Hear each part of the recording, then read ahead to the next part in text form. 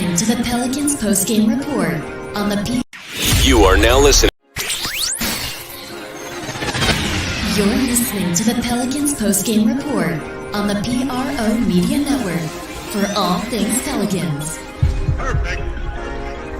Fly Pelican, fly Pelican, fly Pelican. And I tell him that. Birds of a feather flock together. Fly down, I'm a Pelican forever.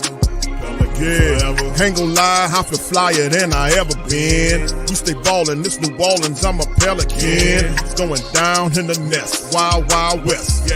Come in town and you best, show us some respect. 3-point threat, I better make it rain. If it's something, don't jump stupid like your ankle sprain. Always said, never hate the player, hate the game. Jumper where the dame late, punch a train. Post game, Big Q, talking about business. Bird gang, YouTube, they ain't flocking with us. Lock up the division mission, get into the finals. Finish competition, then it's going win the title. I know this flyer than you can get. Such a threat that the refs just might call a tag. You can double, you can press, but you can't check. Right, left, slide by you like a Eurostep. Fly Pelican, fly Pelican, fly Pelican. And I tell them that birds of a feather flock together. Fly down, I'm a Pelican forever. Pelican forever. And never, and never, and never, and never, and never, and never say birds of a feather flock together. Yeah, fly die, I'm a Pelican forever. Pelican forever.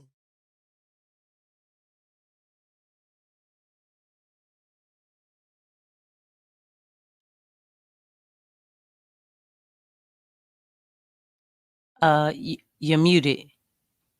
Oh, hold on here. For all things Pelicans. There we go.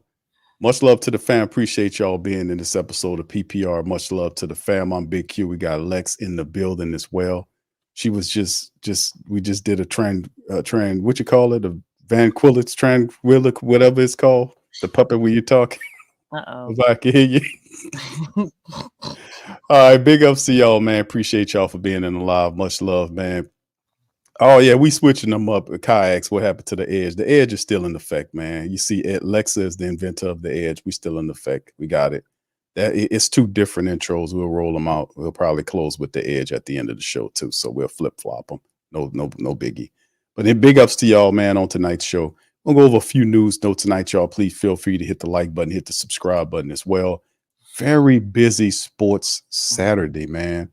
A lot of stuff. I watched some boxing earlier today with the light heavyweight unification bout between Dmitry Bivol and Artur Beterbiev, which we watched that one. That was actually controversial. They cheated him out, in my opinion.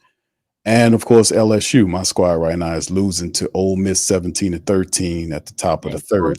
Points though. They scored 3 points. There you go. So we hanging in there. A lot of mistake football in that game right now with LSU. They got to get the stuff together. But in terms of the Pelicans, man, much love to y'all, man. We're going to go over some news, notes, and items here. DC will join us later on in the broadcast.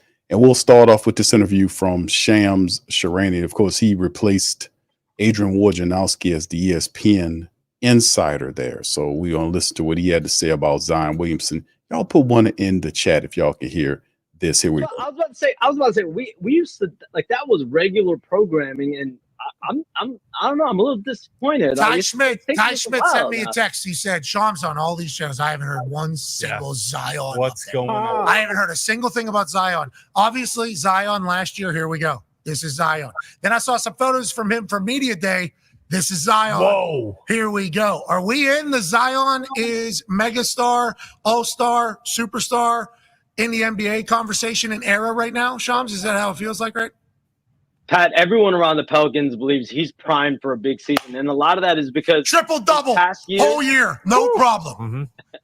In past years, at this point of training camp or early in the season, there's always been an injury. There's always been something with Zion Williamson where he hasn't been up to snuff. He hasn't been really at the same level as all his teammates as far as conditioning, where he's at physically. And I think now he's not playing himself into conditioning. He already is in great shape. He looks great. He's focused. He's ready to go. And that is a Zion Williamson we have not seen over the course of the entire season. He worked with the Pelican staff for all summer.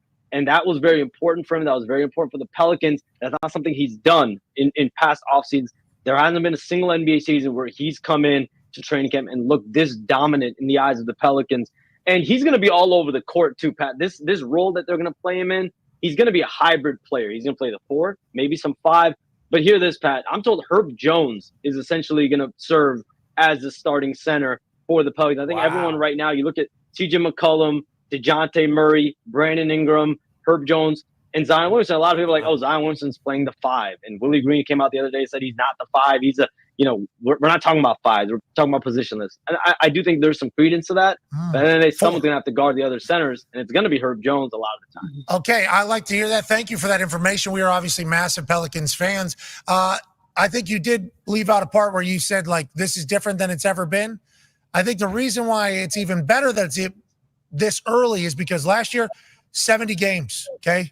22, 5-5 whenever he played, all right? The guy is an absolute weapon when he's on the court. For whatever reason there, for the first 4 years of it, whether it was injuries or feeling as if he wasn't in shape enough. Well, he's done 2-on-2. He hasn't done 3-on-2 or 4-on-4, 5-on-5. That's what we heard through this entirety. And then lo and behold, another season has passed and we didn't get Zion because he wasn't in shape.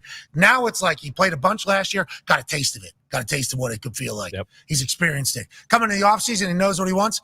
Zion's about to be all-star. Let's go. Go, Zion. This team will go as far as he's going to push them. Obviously, Brandon Ingram plays a big part. They just traded for Dejounte Murray as well. It's CJ McCollum.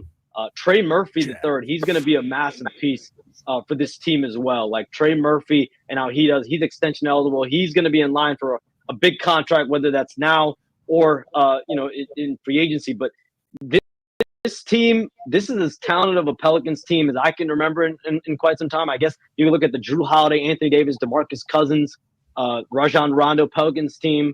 I guess you could debate which one's more talented, but this team, everyone in New Orleans knows Zion Williamson is their franchise piece. He has to stay on the court. He has to stay healthy. They finally believe. Hopefully this is the year. I mean, right, for basketball fans, we've been talking about it. We want to see Zion Williamson on the court. We want to see him healthy. Hell yeah, Zion. Let's go. Go. All right. That's what you heard what Shams basically broke down, and he talked about what Zion Williamson, this skit played about. And he talked about Zion Williamson. We know pretty much all of that in terms of Zion's health. That's been well documented throughout the summer. What's really interesting is the giblet about him talking about Herb Jones instead of Zion being predominantly the guy they play at the 5 position. He mentioned Herb Jones is the guy they want to play at the 5 position. Now that just to me, and I'm not casting dispersions on Sham stuff, and I do have questions about, me and you talked about this, Lex, about some of his report, especially when he did that Scoop Henderson crap that I was talking about. It was total misinformation, so we got to keep an eye out on some of these things he drops. But in the end, you just gonna have to show me. You got to say, even though I'm from New Orleans, you're going to have to say I'm from Missouri, because you're going to have to show me about this whole Herb Jones playing the center thing. First, it was Zion playing the center thing. We talked about the fragility of that, and then we talk about nice Herb Jones. Who else is going to be? I tell you, next week is going to be Jose Alvarado. But who do you think? What do you think about some of this news about Herb Jones they're making about him playing, or the idea about Herb Jones playing the 5? I think it's kind of ludicrous a little bit. I'm not against small ball. Excuse me. I'm not against small ball at all. I think it does work. But again, I always go back to, you can't teach size. And I'm looking at the trends of the NBA right now. And the trends of the NBA say that teams have beefed up their front court. I feel like what you're doing, whether it's Herb, whether it's Zion, I feel the same way with Zion playing the 5, the same thing with Herb. You're taking Herb away from what maximizes his potential. Where he's best is when he is guarding at that wing position, not in the front court. That's not going, like, and we have to think, like, how are we maximizing our players? How are we maximizing them? And with Zion, I said, we're not maximizing his abilities by putting him at the 5 because his best strong suit is when the ball is in his hands, when he's getting downhill. Nobody can handle his girth with that quickness. And then you look at Herb, Herb playing on the wing, he already gets in foul trouble. He already does that. So by you putting him down low, you know what I'm saying? And we'll have to, this is yet to be seen because right now all of this is talk. You know, we're Right. not really going to see what's going on because that's been the talk of the town as far as her playing that 5 position. But man, these front courts have like really beefed up, and we know that coaches from other teams, they can coach. They make adjustments. They don't have a problem with that. And we know like, hey, beat that ball down low. Throw that ball down low. You know what I'm saying? Like basically we're just going to be giving away free layups, especially when they have the positioning, But I mean, that's a lot to ask from Herb. That's a lot. And then, man, getting down low, y'all, it's physical down there. It's physical. So you have to go against physicality as well as you have to tango with the height of opponent teams. That's a lot. Lex, I'm gonna be honest with you, man. I'm a logical thinker. I'm a pretty common sense dude, and I've been doing this for a while. And when I hear stuff like this, and like I said, I don't want to say too much about it because I have questions about this type of information that's coming out right now. The Willie Green talked about when he made mention, and we covered this on Flash Reports and other shows about when he had the idea about Zion playing the 5 position. He started talking about teams like Golden State in particular, Draymond Green and small ball looks. At some times he said that this could be something, they could investigate. But in terms of Herb Jones being a regular center that they roll out, you're going to have to prove that to me. I don't believe that at all. I'm sorry. I don't believe that. Doesn't make any sense. It's too stupid. And that's why I was saying that's too stupid. You know what I'm saying? Yeah. Like, this is just based off of what they're talking about. Yeah, that's stupid, man. It's true. It is a concern, man, because we want to maximize guys.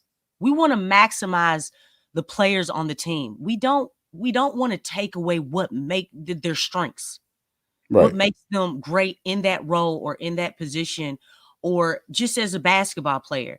And I feel like they're willing to do that. If this is true, you all are willing to do this instead of Griff, you doing your job and getting a big man in here, because that's what I feel like you're basically using them to cover up for your mistake of not going out there and getting a big man.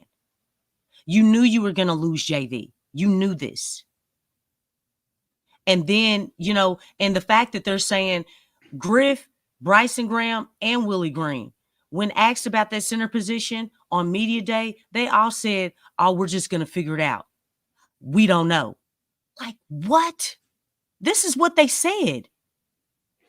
That's what they said. I mean, it's like, how can you say that you don't know or you're trying to figure it out? You had all off season to do something. Like, that's poor planning and basically because you did not do your job, you're putting that on a Herb Jones. You're putting that on a Zion Williamson. All right, y'all got to do more. They're not 7-footers. Zion is 6'6". Herb Jones is 6'7", arguably 6'8". I don't know why that's up there. It's just it's concerning, man. I just feel like because they didn't do their part, it's on these guys to play out of position, and it shouldn't be like that. No, I'm not buying it. I think at times that the Pelicans will go small if it's beneficial in certain looks. Like if they playing a smaller team, like you've seen teams throughout the NBA use small ball lineups, in particular Golden State, using Draymond at the 5. That's the idea that they're trying to borrow. to try to have Zion because the Pelicans are trying to get who they believe their 5 best players on the court at the same time. That's what they're trying to do. That's what, when you talk about maximizing the players, Lex, that's what the idea is in terms of small ball is. They're trying to get those 5, the best 5 on the floor. But at the same time, that whole situation about what he was saying about them playing Herb Jones 6'8", plus at first it was Zion. And then when there was blowback about it, was Zion talking about playing a 5, and I knew exactly what the man meant. I don't know. I knew he wasn't going to be talking about Zion Williamson is going to be at the 5 position, battling it out with Embiid or the Joker or all these other guys. That's stupid. That's not when it's beneficial to go there, you go there. And it's heard. Now it went from Zion, and then Willie was like, "That's not what we were talking about." We did da. He explained. Ain't no 5 either. Then he went to the information went to Herb Jones playing the 5.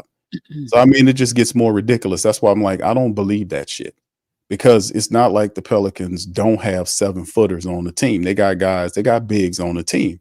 They're not, some of these bigs, they're raw.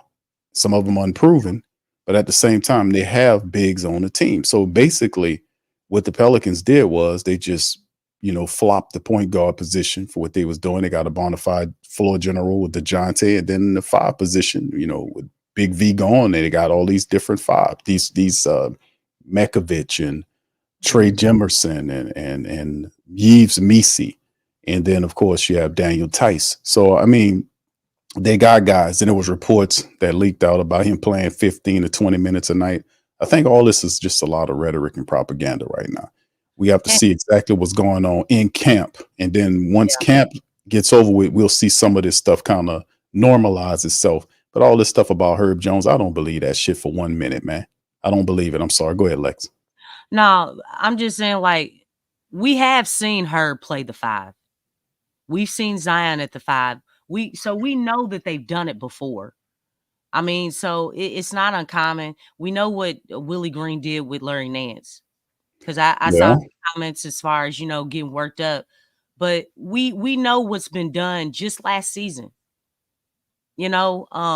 Especially towards the end of the season when they went, small ball. And I know they did in that game against the Warriors, that was a really good game, but it worked with them. They don't have a traditional, they have Kayvon Looney, but Kayvon, he's pretty, we could use Kayvon on this team. You know what I'm saying? I mean, he for the most part, he's a solid big man. But, we've seen those situations where Herb has been down there, and the same thing with Zion. But my thing is, so we know that they're capable of doing it because they've done it before. Yeah. And, it is. So I'm not saying that I fully believe, but we know that they've done it, and that's based off of, just that right there, because they, Willie has put that type of lineup out there. But it is, if this is true, which I'm hoping that it's not, like I said, I want to see it. Really, I'm at this point, I'm like, hey, I just want to see what's going on for myself. It's not like you said with Shams. We know what he did last season. He started uproar, and with that Scoot Henderson nonsense, man. And that wasn't right. I don't really care for Shams. Really, he was fine for the most part up to that point, but that was really bad what he did. That was an all-time low. Yeah, even Wendy didn't want to touch it. Adrian Wojnarowski, the true insider, he ain't touched that shit with a 10-foot pole. No, he showed it. And when I said, I said, listen, if Wojnarowski ain't saying, I ain't buying it, because he's one of them dudes that ain't gonna put his reputation on the line just to get some pop press right quick. But anyway, we're not talking about Willie Green. I mean, Willie Green having Herb Jones or a Zion Williamson continual starting consistently at center position lineup, like rolling out against 7-footers. You'll see in certain aspects of the game, they'll roll out a look, something like that, but not like he's making it sound like this is supposed to be something where they're going to be starting them every night. Nah, get out of here with that. I'm not buying that shit, man. Not buying that at all. But anyway, let's keep it moving, Lex, because this is an article that we wanted to talk about with the 5 position. Like I said, a lot of questions are being asked but it's training camp right now. We're going through the practices. The team have to iron out the wrinkles. They have to redefine roles. We talked about this in the stream prior to the stream going on, that this is a part of the game, and this is where it's supposed to happen. It starts here, training camp, hitting the practice, getting these guys together, figuring out how this current team is going to operate, who's going to do what role we want you to play. This is the philosophy, this type of stuff right here. Anyway, let's kind of dig into this right here, this article right here from Scott Polasek from Bleacher Report. And this is, from different, Willie Green's interviews and others talking about how Brandon Ingram is dominating that Pelicans practice amid the trade rumors, which is some good news, right? That BI is dominating that practice, and the term is dominate. That came from Willie. While Brandon Ingram's uncertain future with the Pelicans has led to plenty of trade speculation as he entered the final season of his contract, he's reportedly dialed in ahead of the 24-25 campaign. Pelicans head coach Willie Green said, quote, he's not just fitting in, he's dominating. Following one practice by Will Guillory of The Athletic, Guillory noted that it has been a constant buzz among people and organizations surrounding Ingram's phenomenal play in practice sessions. Part of the optimism comes from the Duke product working on his overall shot-taking approach and perhaps not relying as much on his mid-range jumpers, right? This adds to the overall vibe at training camp for the Western Conference team, as ESPN's Sham Sharani reported Thursday that the organization also believes that Williamson is primed for a big season because he's healthy and coming off a summer when he worked with New Orleans. Pelicans were swept in the first round of the playoffs by OKC last season. Williamson was sidelined by a hamstring injury. What's more, they adjusted by trading for Dejounte Murray this offseason, which elevates the team overall ceiling. A go-to group of Williamson, Murray, Ingram, CJ can be among the Western Conference best if everyone remains healthy. And that's not even getting into the quality role players of Herb Jones, Jose Alvarado, and others. Yes, the Western Conference is loaded. Yes, Ingram's future with the organization remains very much up in the air, but the Pelicans have enough talent to challenge for a deep playoff run, especially if the optimism surrounding Williamson and Ingram turns out to be warranted once the games start counting in the standards. And that's something that we often talk about. It's like everything flows through Zion Williamson. This year, he comes here. It's none of that negative stuff. Like from years past, it'll have Zion Williamson. Is he hurt, Lex? Is he not hurt? Is he ready to play? Or you get the start of the season press conference where David Griffin alludes to Zion hurting his foot, but we'll have a timeline. And when we get to this date, we'll have another update. And then after that date, and that whole we lived through all that, but none of that this year was Zion Williamson. He's in the best shape of his career coming into this thing. He looked good in the first preseason matchup. That's not the thing. This time around is Brandon Ingram and his contract situation. So let's delve into the fact that BI is dominating in practice. That's coming from your boy Willie. What do you think about that? I'm not buying it like that. Okay, so I mean, hold on now. Come on now. No. Why are you not buying it? Because Willie Green, I saw Will Guillory said it. Will Guillory said it too now. That's because Willie Green said it. He was quoting from Willie Green. Willie Green was the only one who said that. That's just about how I feel. The best freaking duo in the league after one game, the first game against the Grizzlies last season. I mean, look, has anyone other than Willie Green described Brandon's game as dominant? And this is nothing to take away from Brandon's game, but has anyone ever described his game as dominant? I'm just asking a question. Okay. Willie makes comments like that, but I get it. But Lex, the man, you know what I'm saying? So to be honest, the man said, Lex, that he was dominating. Okay, he didn't use that he was doing that he was great. He said he was dominating. So what do you think I know, about that? but the thing is, you know what? That's just as bad as somebody's like they were playing like they were generational. You starting to hear generational talent a lot. You see what I'm saying? If everybody's a generational talent, then nobody is, right? And it's It's Willie Green who said that. Nobody else said that. Not even when they interviewed the players that day. They didn't say that. And I'll be listening to everybody. So, I mean, I take that like a grain of salt. And it's like, okay, he's doing well in training camp. I like to think he is. It's like, by this being a contract year, he's gotta play a certain way. You know what I'm saying? I mean, there's plenty of motivation and things of that things of that nature. So I just kind of take that as a grain of salt because, I mean, it's like, how much stock are we putting into what Willie says? You know what I'm saying? Hey, but that's good information because I mean, yeah, he's shooting threes. I mean, that's what the team needs. That's what the team's been needing. But I don't know if I would go to the extent of saying, dominant. And plus, not only that, we haven't seen Brandon in a preseason game. I know that it's just been one, but Brandon's not going to play a preseason game until the very last one. And I guess that's against Houston. So, we won't be seeing this dominating Brandon that he's talking about until the last game. So. Well, I mean, but my whole point is I still think it's still a positive thing to hear. Now, he might have embellished. Let's just say that. You saying he's embellishing here. Is that what you're saying, Lex? He's embellishing. Is that what he's doing? I mean, he's doing what he's supposed to be doing.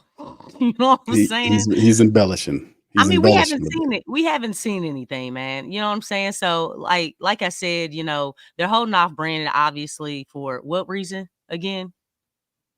They have the rest issue. That's what they said on there. It was the declaration that I remember getting. The alert that I got was they were giving him rest. That's why he didn't play in the first preseason game. Okay. Well, we've been saying it, Big Q. We want to see it. I mean, just like, it's one of those things, like, I think this year really it's more so seeing it, like, let's see those changes, the pick and rolls, the knocking down those threes. We want to see those in games. And, the opportunities are coming. So I'm excited about that, see what goes on there. All right. I'm gonna come back in because my you froze? Yeah. Okay, that's fine, Lex. All right. Stacy asked the question, Q, is Griff a Danny Ferry guy? Let me look that up right quick, my brother. Let me see what I can find on. That's a good question. Let me see if I can. Ferry. Yeah, let me hold on. Yeah, let me see, because I got the site pulled up. David Griffin was the vice president of basketball operations for the Cavaliers from 2010 to 2014, and then he became the general manager from 2014 to 2017.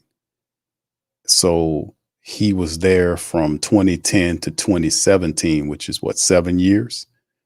And Danny Ferry came along. Let me see. When did Ferry get on the scene? Danny Ferry held the role of general manager for the Cavaliers from 2005 to 2010.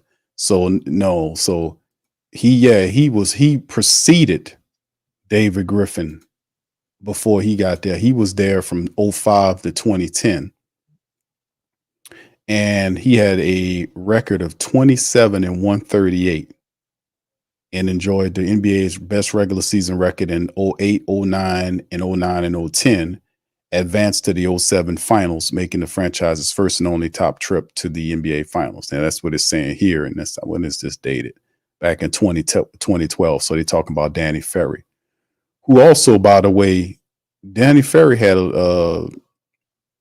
he was here with New Orleans as an advisor. If y'all remember, Danny Ferry got fired from Atlanta for some stuff he said about Luol Deng.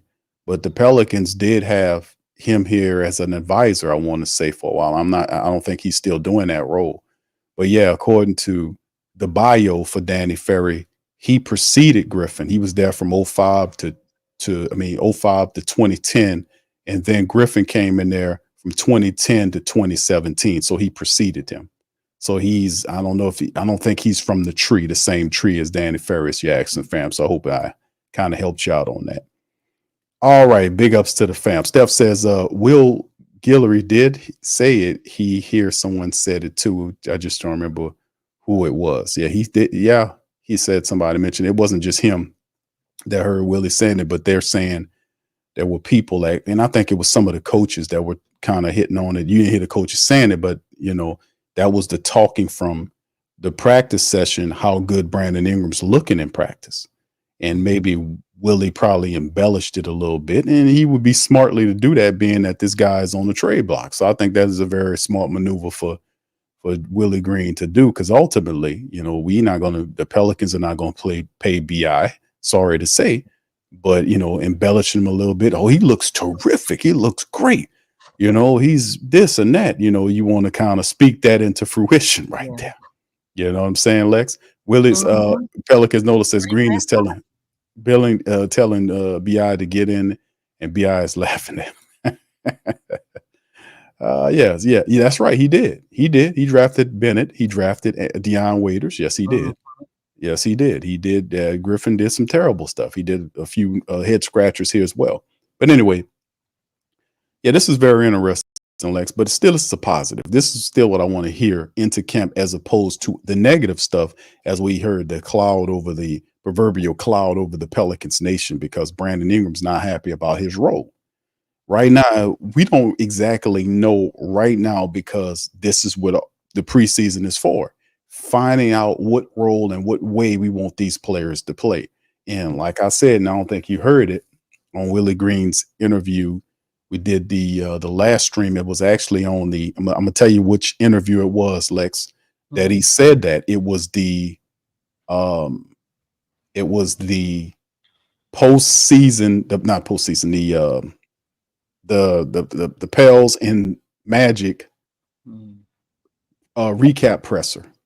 The post-game presser, Willie came on and he talked about it, and we played it.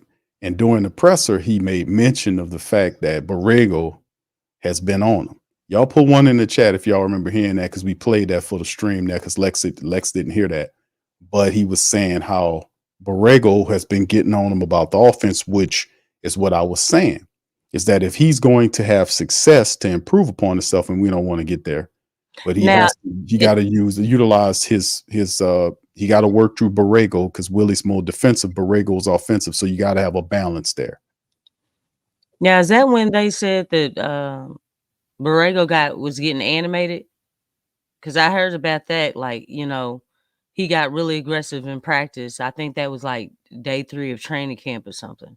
Yeah, that was matter of fact, I think I played a clip of that, because I showed a picture of that. That's the same thing then, because I know a lot of, there was a lot of talk about that, but I didn't really hear the I guess the post thing. But yeah, I knew he got really upset in practice, and it got physical.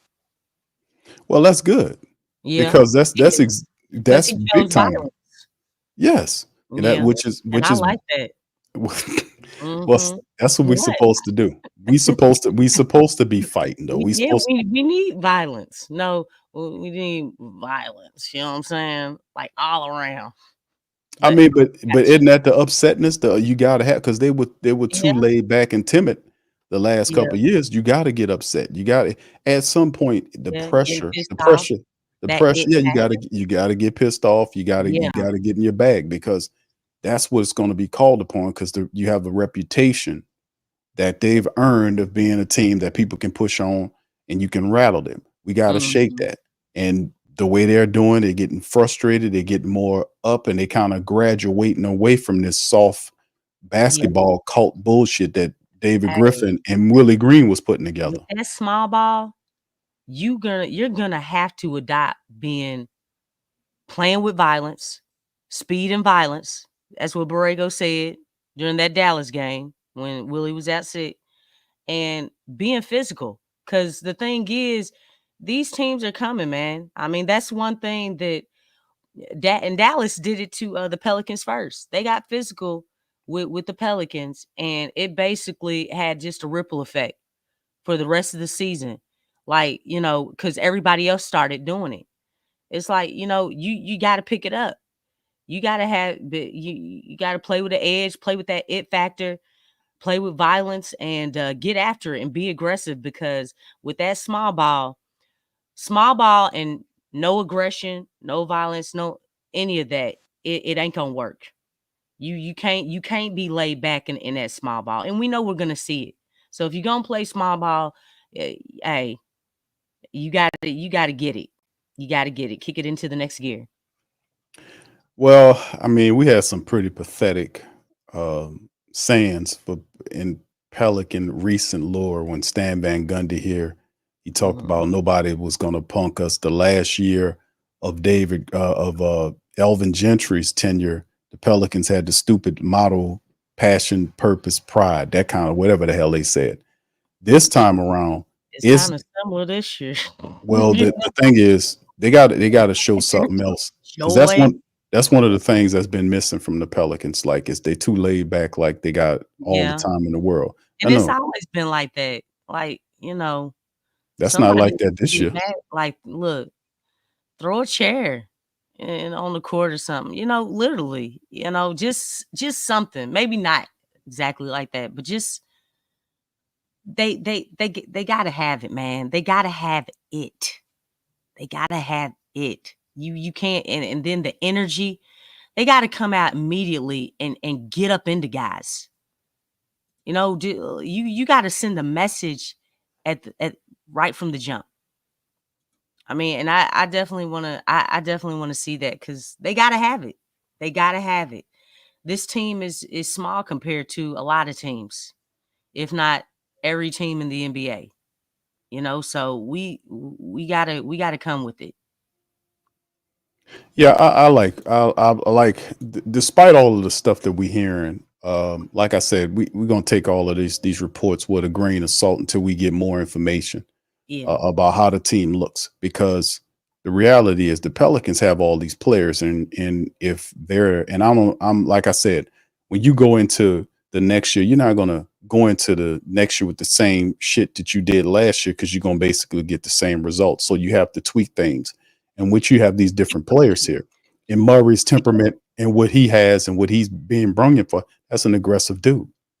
That's an alpha dog. So you have a Dejounte Murray at the point guard position. Guys got to fall in line. So don't be surprised to hear some fussing that's going on at training camp, because guys are doing shit that they did last year, as opposed to, listen, they can't have two floor generals out there at the same time. There's one dude that's going to do that. CJ, you fall in line. Whoever else got to fall in line. You see what I'm saying? How this offense is going to run. And if it's time for Zion to do his thing, it's time for him to do his thing. But outside of that, if Zion not controlling the ball or he not doing his thing, Lex, that's Dejounte Murray setting up everything. And everybody else got to fall in line. No ifs, ands, or buts. If they don't like that, the hell with it. Yeah. We got to win here. That's what it come down to it. Yeah.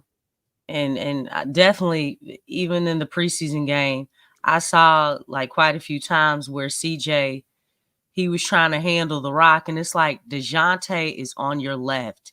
Give the ball to him, and you go set up and shoot, dog. You're the two guard.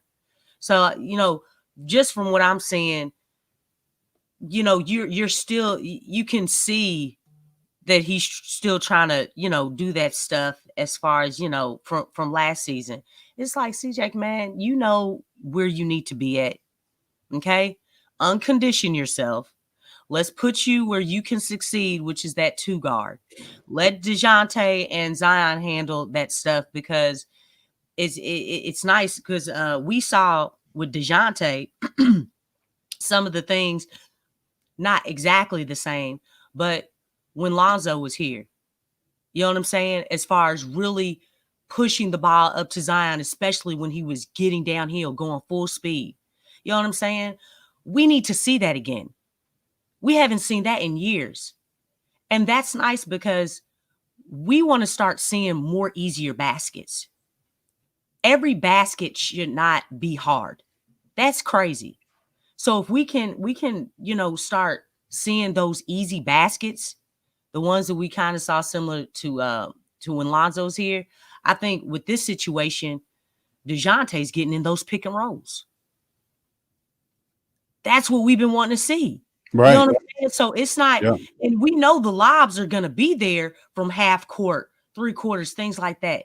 But to get in that pick and roll, that's like next level, because again, Zion coming off of that pick and rolling to the basket, getting downhill with that girth and that speed that can't nobody stop. We saw that in the first preseason game. And Murray had what, 6 assists? Yep. 6.6 assists, I won't say.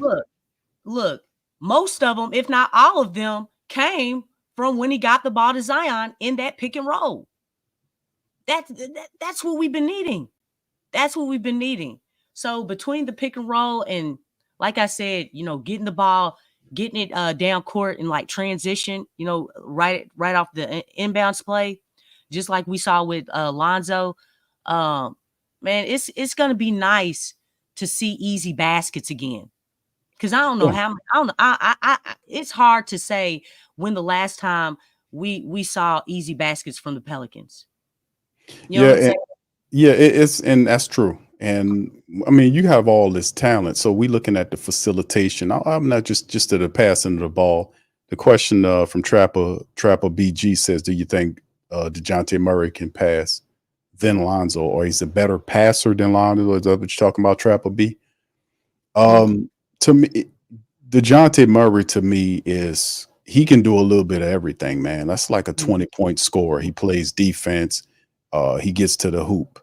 He can do a lot of different positive things for you. I love the mentality that he plays with, the command that he'll have over the offense. We haven't had that type of player here in a while, man.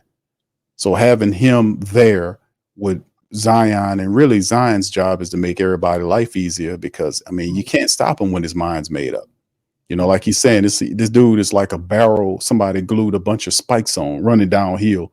I mean, you can't deal with that. And plus, everybody will benefit from that because he'll be, everybody be paying attention to him. He makes the game easy for everybody else. But the real point is they have the talent. The whole thing is getting Borrego and Willie on the same page with their defense and offense to make it go to the next level. That's what it's about. So for them to have some aggression, it's going to be some aggression, some fussing and bitching and stuff going on between the players, because a lot of these players coming in here thinking it's last year, so their role is the same. It's not the same. Things have changed. We need you to do more of this and less of that.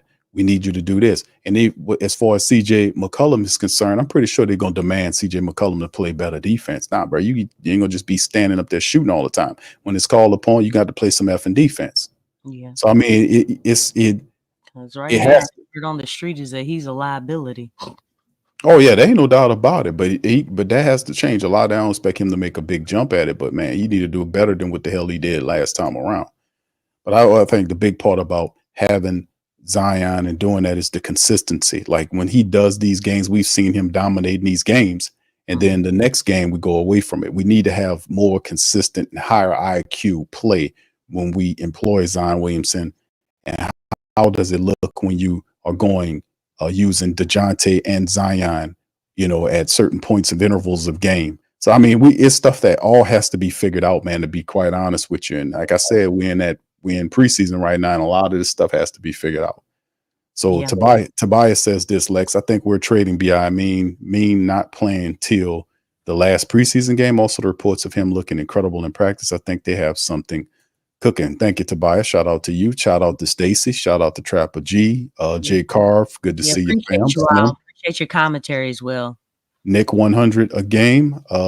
Pelicans Nola, much love to you, brother Don Guillory in here, the brother of Will Guillory. That brother Don. All right. What's up with you, man? All right. Shout out to Big Sean. My brother Big Sean's in this thing, even though he's a Spurs man. What's up, Jessica? Sean. Shout out to Jessica. Much love to you. In the building. Stephanie. Stephanie. Represent, ladies. Represent. Okay. I had to get that in there. You know what I'm saying? Come on. We got to do that. All right. So, yeah, we'll see exactly what's going on that, man. I don't know, man. I don't know. The BI thing, that's just an open book right now.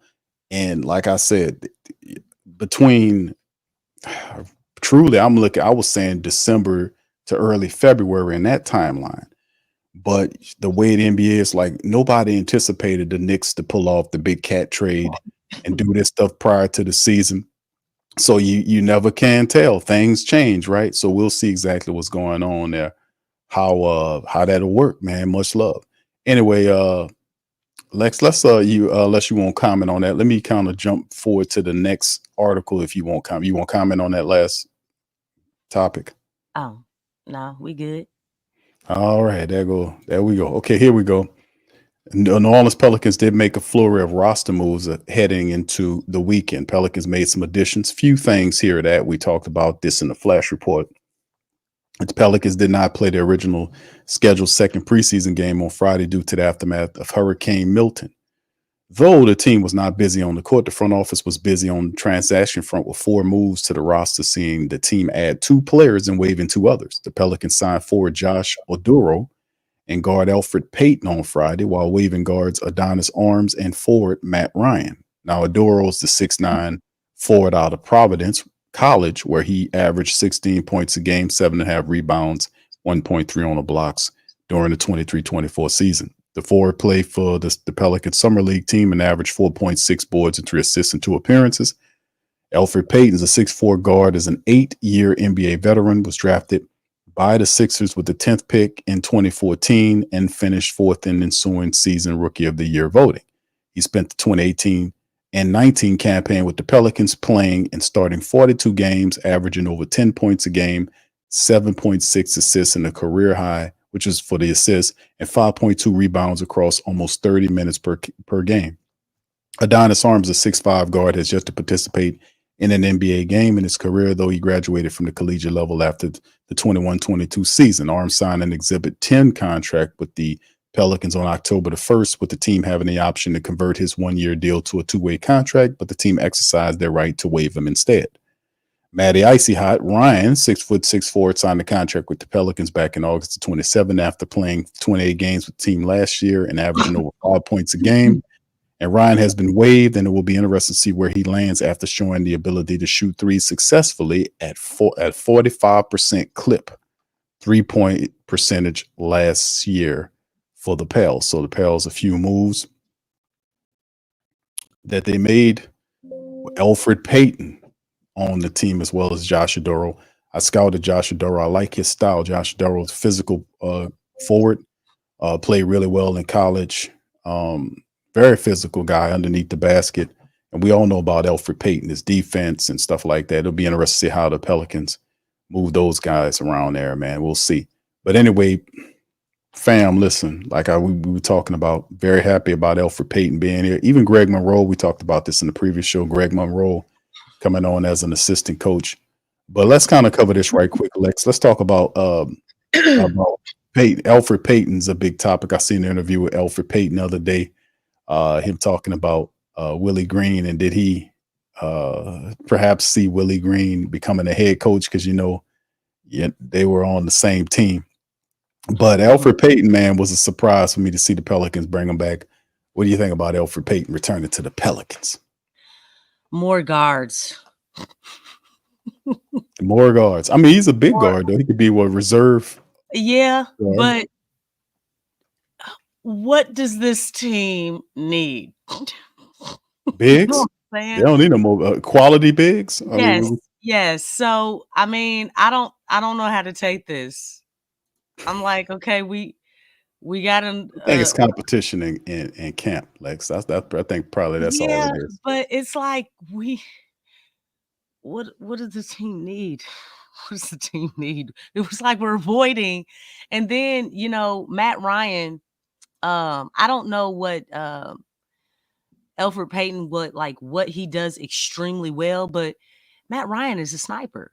He's a shooter. We want to keep the shooters. The shooters are like top dollar, right? Because the game, it's a shooters league now. So when they waived Matt Ryan the first time and they reconstructed his contract, we thought like, okay, well, maybe something's up. Maybe he was going to be within a trade or something. But then you waived him again. So it just seemed like, he was kind of like the odd man out, but I really don't understand because again, you need shooters, man. You got to have your shooters. And this is nothing against, Elfrid Payton or how do you pronounce his name? You got it right, Elfrid Payton. Oh, you talking about No, Josh Oduro? okay, I thought Josh yeah, Oduro. Adoro. Okay. Yeah, I mean, it's just more guards. I don't know if I feel any certain kind of way about it because it's like, do we address a need? You know what I'm saying? Like we're kind of, stacked with guards and wings right now. So,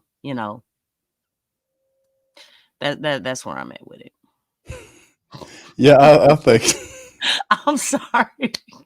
I don't know if it's what everybody expected, but No, that's fine. I just don't know what to.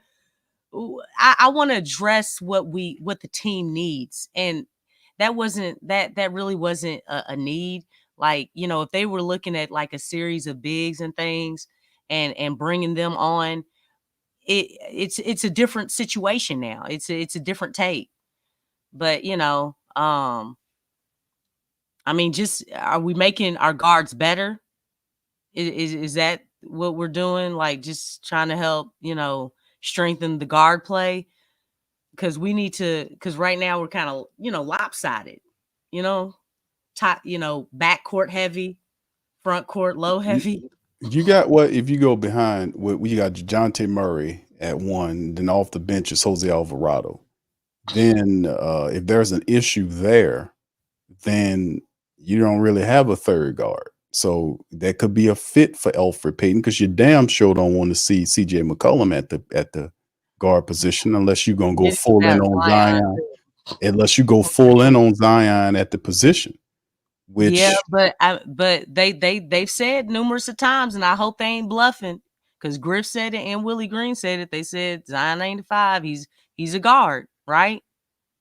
And he's bigger than Elfrid. They be saying they talking shit on that though. But you see what I'm saying though? That's what I was saying. Like, is that just like some fluffery words that they trying to? Oh yeah. It's hard to say with them because they said that they actually. I was actually surprised that they said that about Zion. I was like, oh wow, interesting. You know what I'm saying? Y'all saying that, but y'all haven't really been showing it too much. So. And hey, I'm just saying, like, Zion,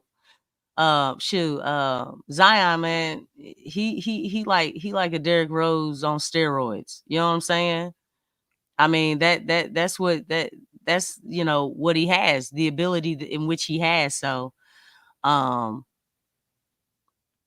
yeah, I'm just trying to understand the move a little bit more. You know what I'm saying? Because again, we're guard heavy. We're guard and wing heavy.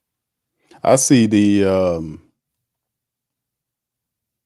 Elfrid Payton thing like he's a veteran that can be trusted. He could play Willie style of ball, plays defense, could do certain things. I could look at the roster like we look at it here and see that if we have issues from an injury standpoint, he could be a third guard that can come in and help out. He'd be buried on the bench. He'll be super cheap. Josh Oduro, on the other hand, is a developmental player that ultimately be on our G League team, along with guys like our point guard. I can't remember the guy name, our little point guard that we usually have. That's always seems to be Crutcher. I think Crutcher, Jalen Crutcher, and others.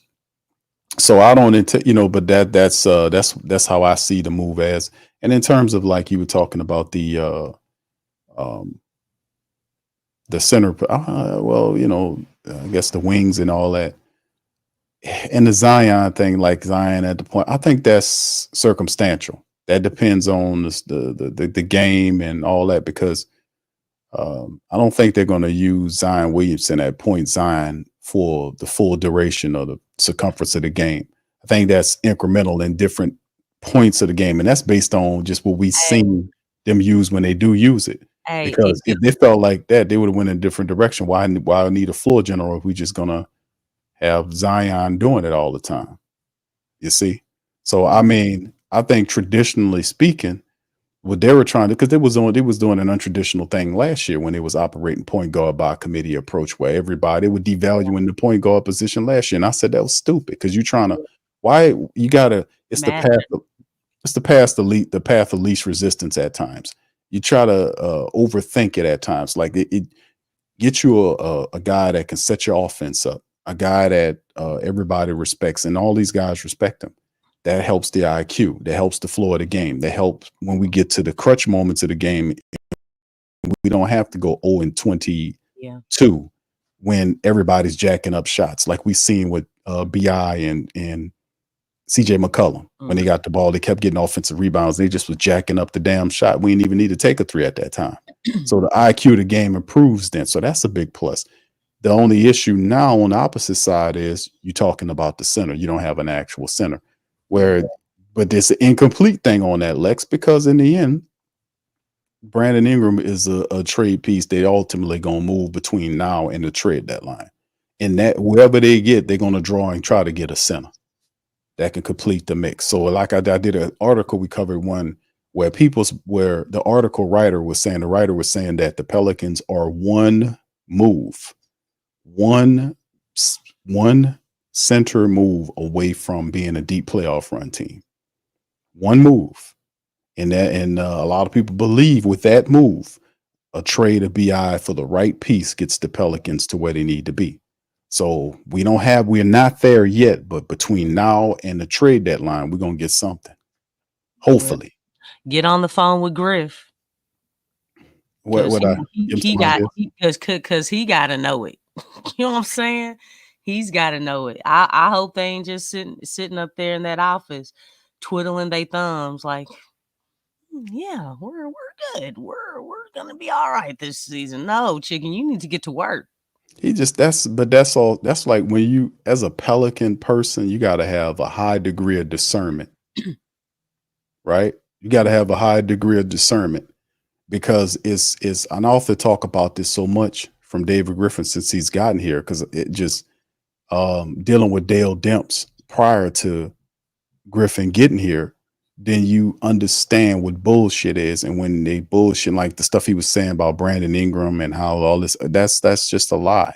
That was just politician speak to kind of iron out stuff so they can focus, to take attention away from it so they can focus on basketball on the court. It's a political move. Now, what it does do now, as if Brandon Ingram's playing well in practice, like the reporters are saying, then what that does do, it creates the right environment for the team to be successful. And if he's playing well enough and he's going into it with the right perspective, then that makes him more endearing to a team for a potential trade between now and the deadline. Mm-hmm. So like I said, we're going to have to see all of this float and happen. And then ultimately between now and then, the Pelicans hopefully will land the piece. Now, listen, we know about David Griffin. The trade that got Anthony Davis out of here wasn't his trade. That was Magic Johnson's trade. It was just without Kyle Kuzma, I think an extra pick. The trade that got Dejounte Murray wasn't his trade. That was Rich Paul giving them the idea for that. So whoever gives them the idea for the next trade would probably be one of us or one of the family members in the chat. So please feel free to email the Pelicans organizations all your great trade ideas, what they need to do with Brandon Ingram. Go ahead, Lex. In that case, if it's our idea, look, we need to be hired as the GMs, dog. You get paid to do nothing. You know what I'm saying? I mean, shoot, everybody else doing your homework for you. Like that's a problem. That's how you're making it. But hey, I that as far as with Griff, man, with Dejounte, that everybody's got to know that was not his idea. That was not their plan. Rich Paul called that man numerous of times to make that happen, which is really sad. So it makes you wonder. Credit to him for pulling the trigger, though, Lex. He could have ignored it. No, because he don't know what to do. He don't know what he's doing. He don't know what he's doing. This is the same dude who drafted Anthony Bennett #1. He did that for Cleveland. Yeah, I know, but he still did it. He didn't do it to us, though. I know he didn't have to. He just made poor financial decisions, right? He's been, Three look, coaches in 5 years. yeah, 3 coaches in 5 years. He brought what's that dude's name? Along with Steven Adams. He came from the Bucks. Went to Kentucky. I forget his name. He brought that dude here, Saturansky. You know what I'm saying? Bledsoe. We could have got marketing. Yeah, Bledsoe. You know what I'm saying? What the world is going on? What the world is going on? He got them out quick though. We would have got a quality 7-footer in marketing instead of Saturansky because marketing didn't want to be there. Okay. Yeah. Let's go. I'm just saying. You know what I'm saying? This is interesting. Yeah, all right. Thank you, YO. Says Orlando too. LSU just got a pick. Let's go. LOL. Thank you, man. Thank you. Fuck too kind. Thank you, bro. Appreciate you. And they just threw it back just like that. I'm looking at it. Garrett Nussmeier just threw the pick. He just gave it back to him. But they stopped him from scoring. He just Gus. Yeah. Okay. My stuff is delayed just a little bit. Nussmeier just threw the interception back to him. So they're not trying to win. They kept them scoreless, right? It's 26 and they still got a chance with 10:54 to go. You know, right? Yeah, they got a lot of time left. They got a lot of time left in the game, but this is stupid. Defense just got to get a stop. Yeah, and that double coverage, he shouldn't have thrown that, man. He shouldn't have did that. Yeah. So still in all, man. Yeah, I know. Yeah, he just said before we got the super chat, but appreciate that. It's about 11 minutes left to go in the game. Like I said, I was watching that. That has been a busy day for sports. Yeah. It's Saturday, boy. It's game day, baby. It's game day. It's going down today. All right. So and this is the thing. We'll see what they do, man. And a lot of questions. I see what you're saying. Knicks 100 a game. It's throwing a bunch of names out there, man. We don't like none of them names for no Brandon Ingram, brother. Whoever it's going to be, it's got to be somebody that's up there.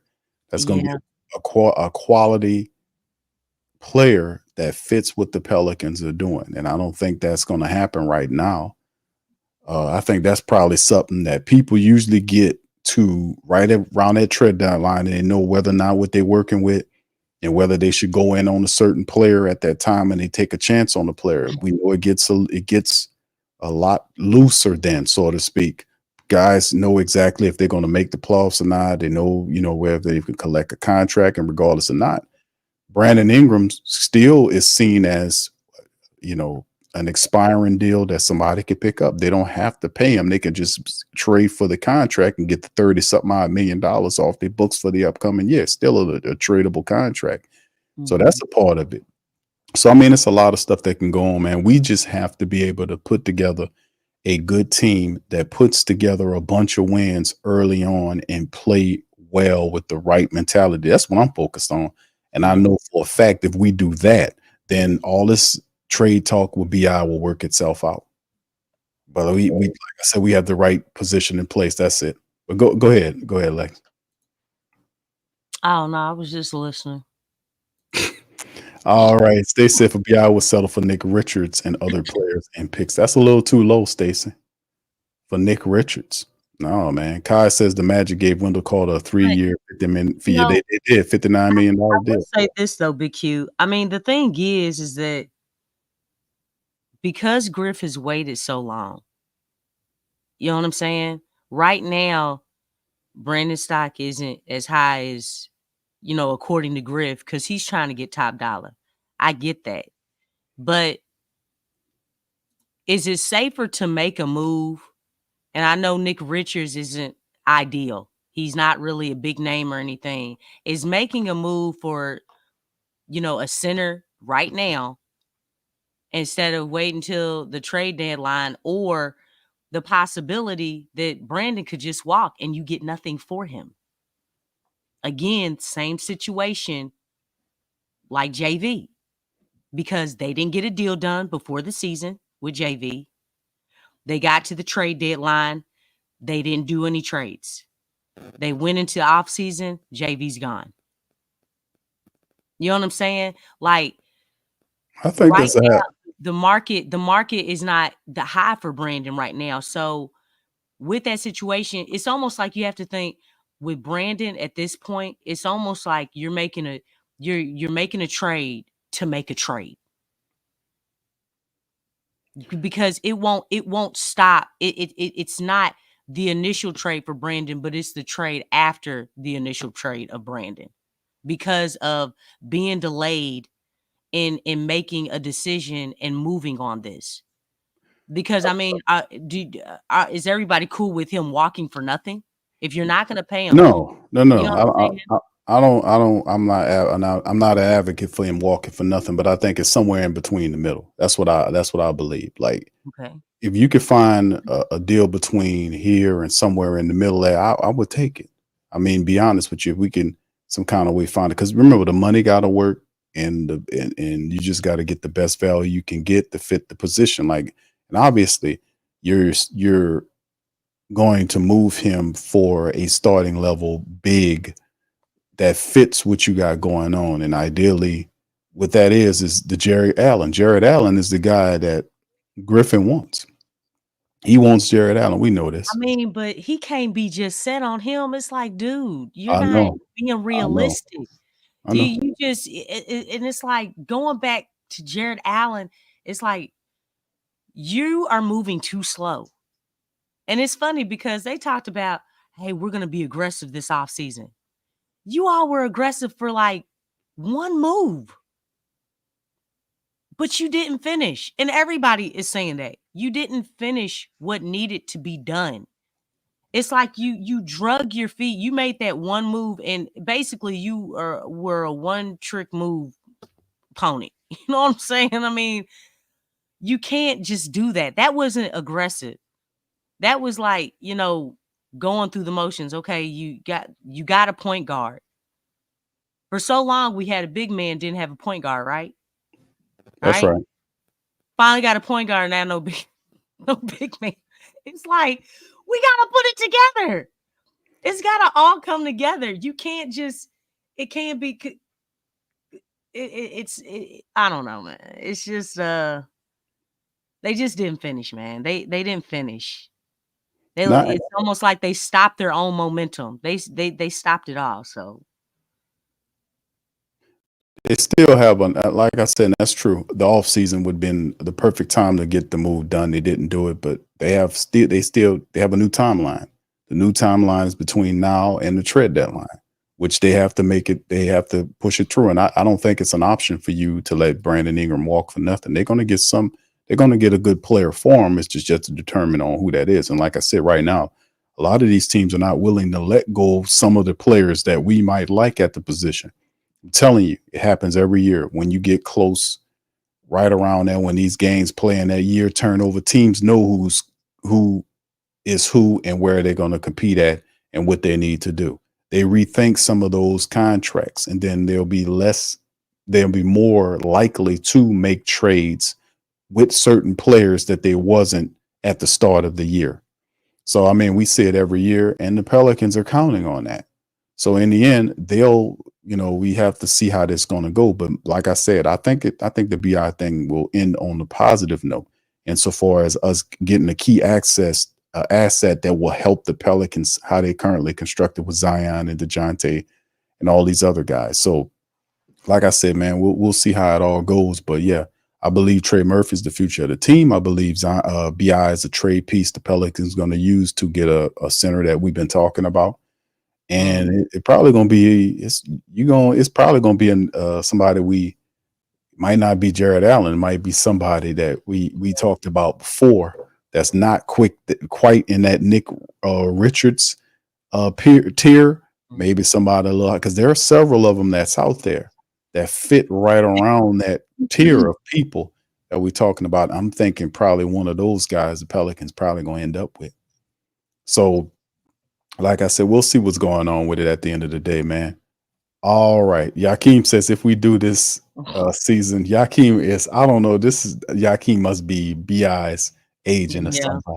Probably. He's his agent. He loves BI. Listen, shout out to brother Yakeem, man. With no doubt about it, Yakeem. We love BI here, bro. But listen, It's a business. It's a business, my friend. I It's mean, a business. we're not saying that's not negative to say that the Pelicans don't want to pay him. Hell, B.I. said Well, that. B.I. said it. I mean, you hey, know what I'm man, it's a saying? I business. Don't take mean, it personal. how is that pessimism and negativity? You know what I'm saying? The thing is that we're speaking facts that the Pelicans don't want to pay him. That's not something that we said. They said that. Right. What's So wrong I with mean, y'all? I What's don't. wrong with Yakeem, man? What's I going know on this here? one down. Hey, I ain't apologizing about nothing. You know why? Because Because like made just like you all in this chat, and Big Q and me, we're all investors. We buy lead pass, we invest our time, we invest our energy, we invest our emotions. So to have high expectations for your team to perform at the highest level, hey, I'm well within my rights, just like you are. Okay? And that's not negative. That's actually a positive. That's a good thing. Because I like to think, Yakeem, that at some point you do want the Pelicans to win the championship, right? Yeah, that's why Guess y'all what? being negative. If you want to be a championship team, you have to critique it. It's all about details. It's Yeah. all about details. You got to rise to that occasion. If that's what you want, it's all about where your mind is, where you want, what you see success for your team. Eventually, the goal, I think, for Pelicans fans is to win a championship, something that Pelicans fans have never tasted. The crazy part about it is, though, Lex, you know, not what you're saying in terms of with the Pelicans, because you're 1,000% right on what you're saying about the championship, because that's what it's supposed to be about. The BI piece is the last piece to get you over the top. That's what the thought process is. So, but I mean, I can't. It's not pessimism to talk about Brandon Ingram, because we for Brandon Ingram, but I do realize that A, like Lex said, it's a business, and B, he don't fit in the plans of the team, and it's not like you got a hold there. You have Trey Murphy, who's a younger player, Yeah. who will be cheaper than what BI wants, and that's just what it is. You know, I'm not the general manager. Hell, I'm not the VP of basketball operations. I am not, but we're reporting to you of that's what it is. So if you think that pessimism, I want you to go to the New Orleans Pelicans training camp in Metairie. Go there, knock on the gate, because that's about as far as your ass will get, and yell at David Griffin to come out there and talk to you about keeping Brandon Ingram. That's what you need to do. And you know, we'll hear about you on the news. There's some crazy guy who got arrested at the Pelicans camp for cussing at David Griffin. So, you know, like I said, man, it is what it is, Look, man. for loitering. That's about as far as you'll get, baby. You're trespassing. They got a gate right there. They won't even let you get in the goodness. parking lot. They got a damn gate right there. So listen, it's I don't get it, man. Yeah, I mean, look, if we want this team to be great, man, you know, you have to be picky about things. That's not a bad thing. It's just like, you know, some people like their food separated. They want their food with the divider plates. Yes. Is that a bad thing? No, my boys like that. Your food you know what I'm saying? That's okay. That's okay. Now, me, either or, you know, I don't mind either or, because, you know, it's all going into the same place. Now, I will say I don't want my greens, the juice of the greens, all up in my cornbread. I don't want that. I don't want my bread to be wet. Okay? So I got a problem there. It's going in the same place, Lex. What are we talking about? But I don't want to eat that wet bread though. Man, Okay, I don't know. Everybody has their preferences, right? Hold on, You Lex. know, Before you go there, let me ask you a question about that, because Okay. you brought up some food here. You know, you can't talk about food around here. Okay. All right. So let me ask you this: you cook greens? Yes, I do. You cook them good? What you put in your greens? You put Oh, smoked turkey in your greens? Yeah. So ham hocks or that I forget what it's called. I'm familiar with the ham hocks though. Okay. Well, let me Yeah. ask you this: when you clean your greens, did you ever have to clean them in the bathtub? Huh? I clean my greens in the kitchen sink. Okay, is the kitchen sink broke? Is it no for real? Like if it's broke, you know what I'm saying? Look, No, I'm asking you what you because gotta do. I'm asking for a friend because I heard Okay. somebody clean their greens in the Well, bathtub. shoot, I would love to hear some comments in the chat about that. I would love to see. Look, I know somebody got something to say about that too. But I clean my greens in the sink. I had some crazy lady said she had so many greens she had to clean them in the bathtub. I was like, ugh, that's nasty. You know, we don't clean greens. If she clean up, got a bathroom on, I mean, you know what I'm saying? I don't know. Is that an old school technique? Because I know there's some old school. I never back heard in of the that shit. day, they use the slop jar. You know about that? You know what I'm Well, saying? I don't think they got yeah. I'm just saying. That's the only thing I can.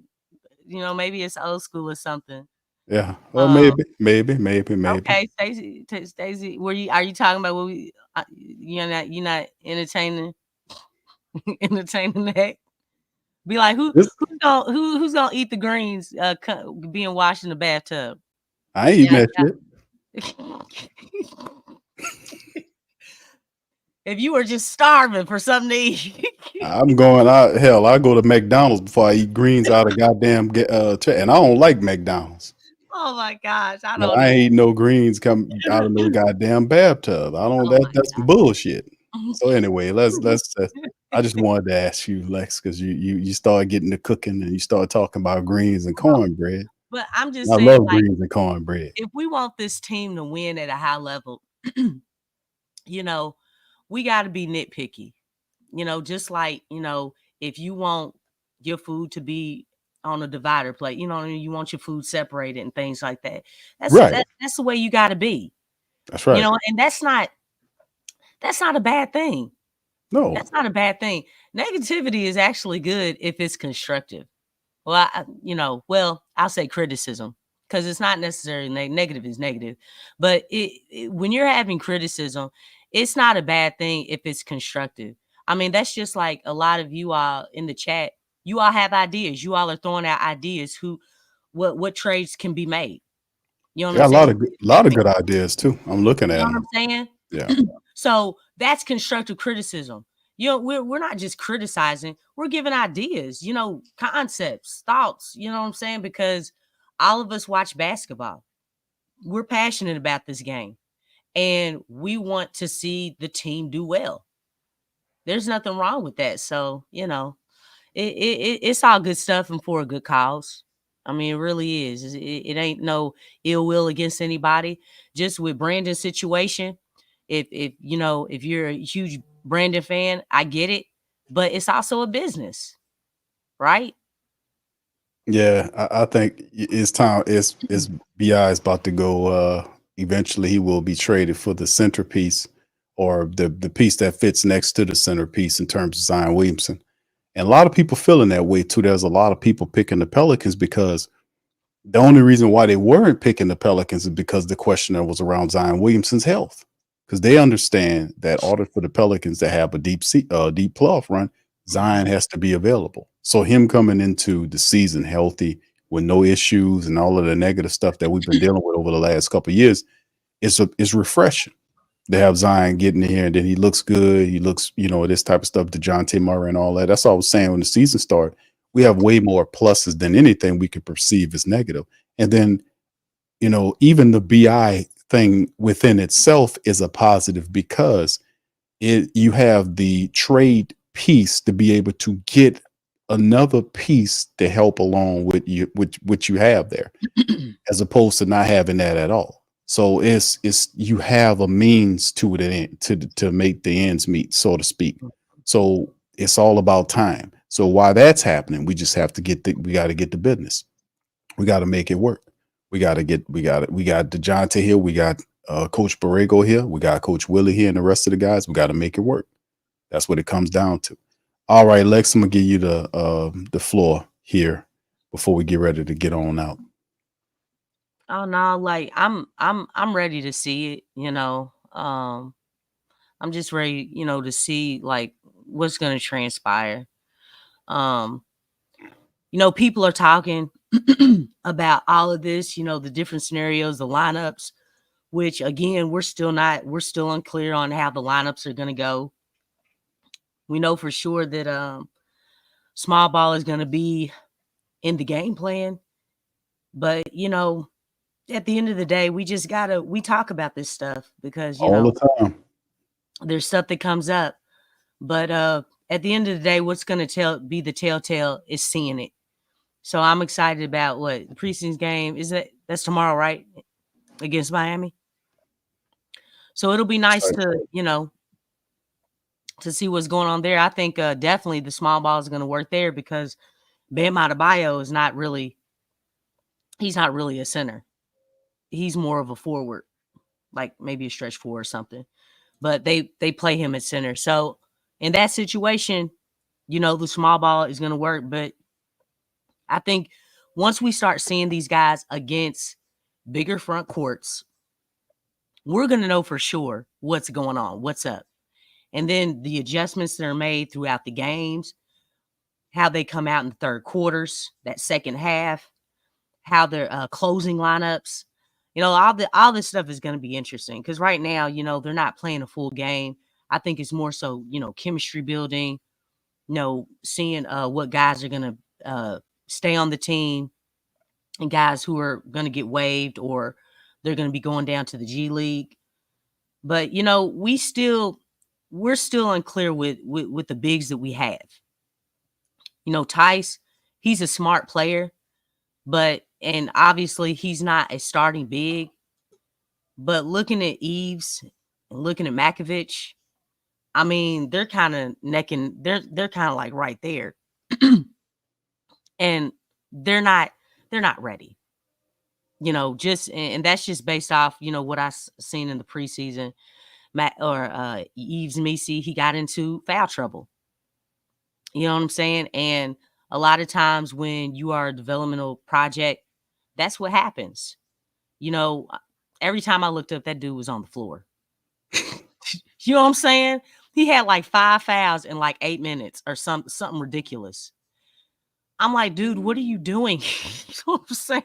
Stay on your feet. So, I mean, he's going to need some work. He's going to need reps. And that's not a bad thing to say that. Right now, just off of get that first preseason game, he's not ready. He needs reps. Makovich, I mean, he came in off the bench for Misi. And did you see anything that stuck out to you with Makovich? I mean, you know. I mean, he did okay. I mean, but like I said, they're doing okay. But we need a larger. We need a larger. What's the term I'm looking for? We need a larger. I guess viewing of these people over more of an extended period of time.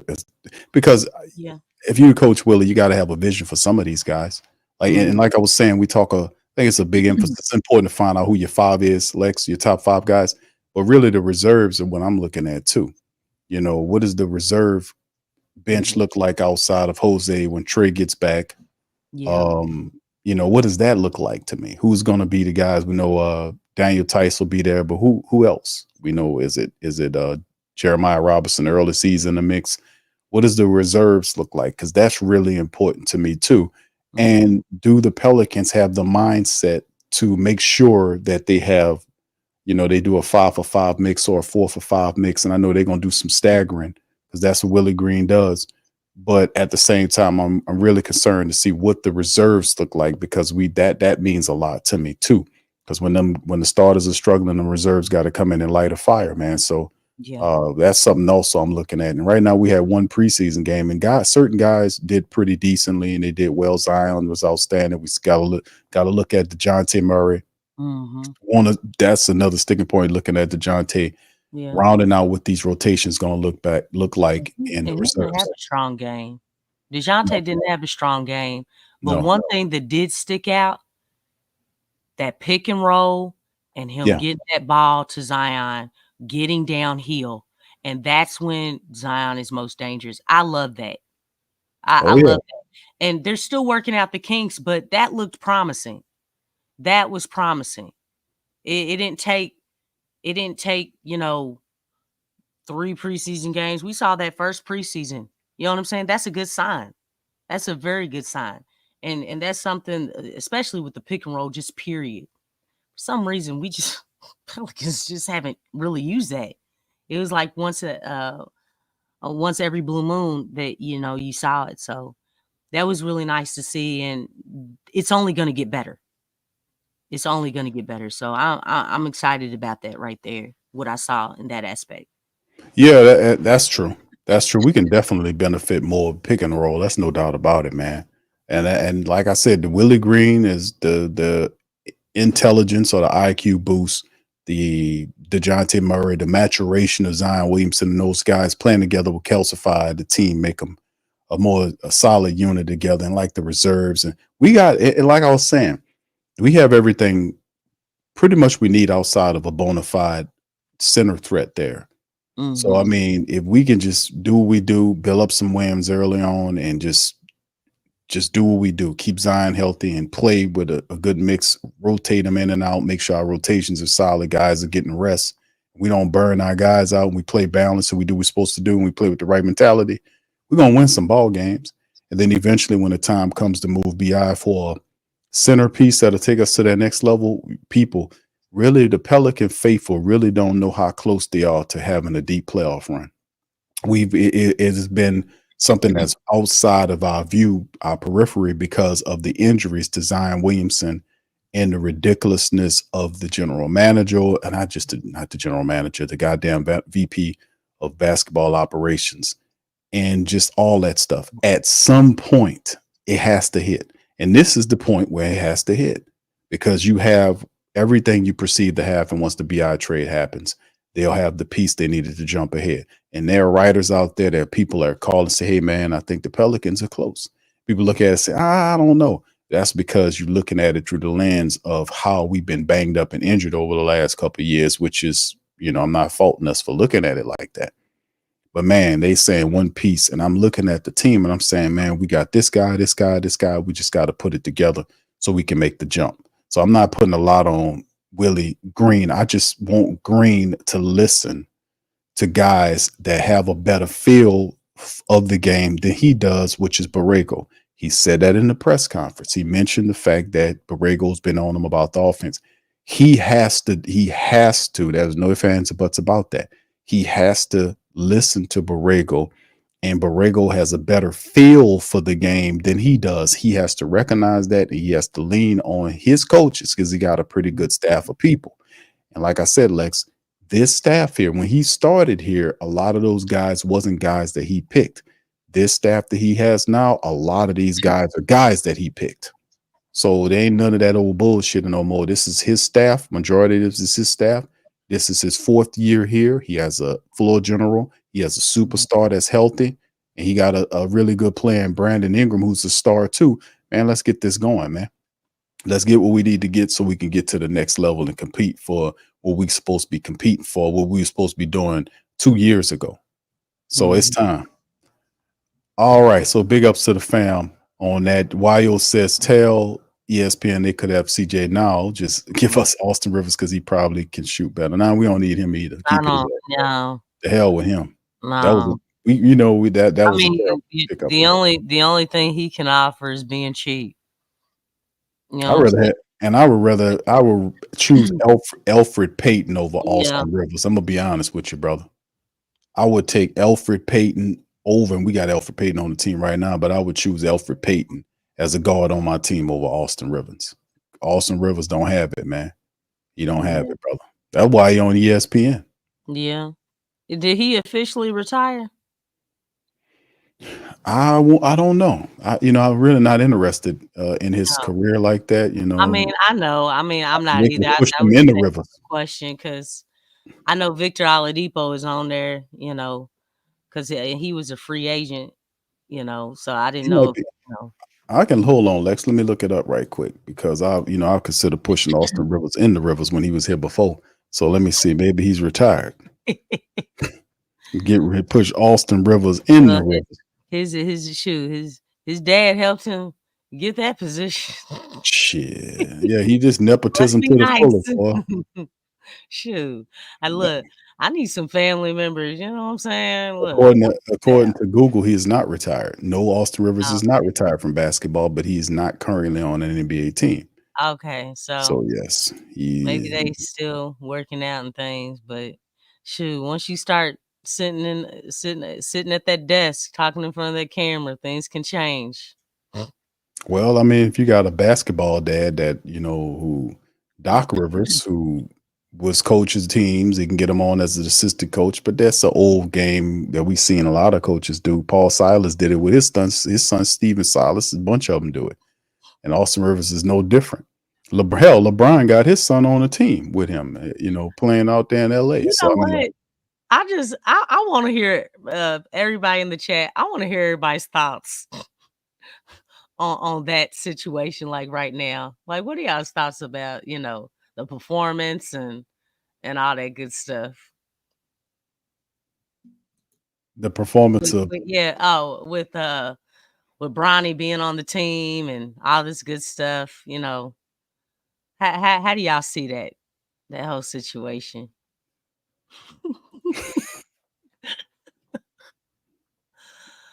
Oh goodness. I mean, I understand he's a second round pick, you know.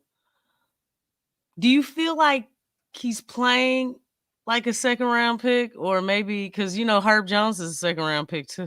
I'm about to try to tell you.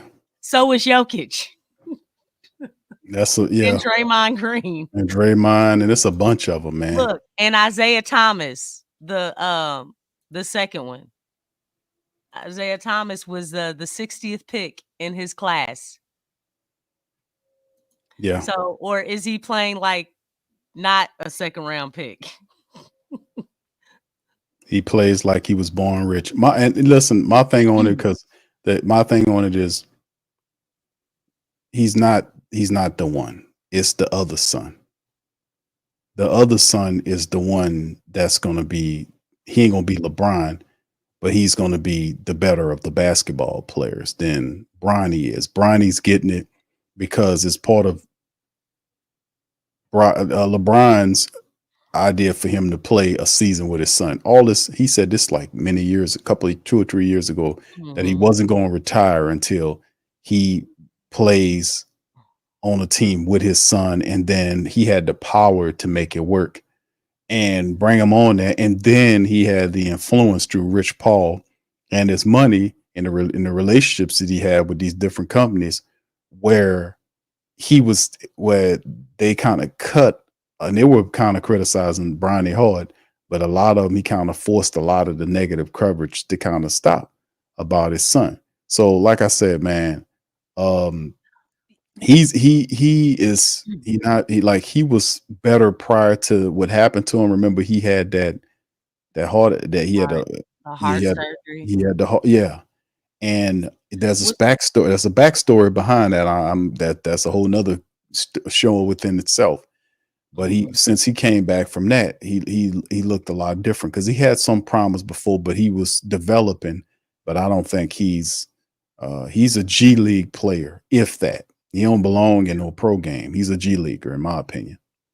Yeah.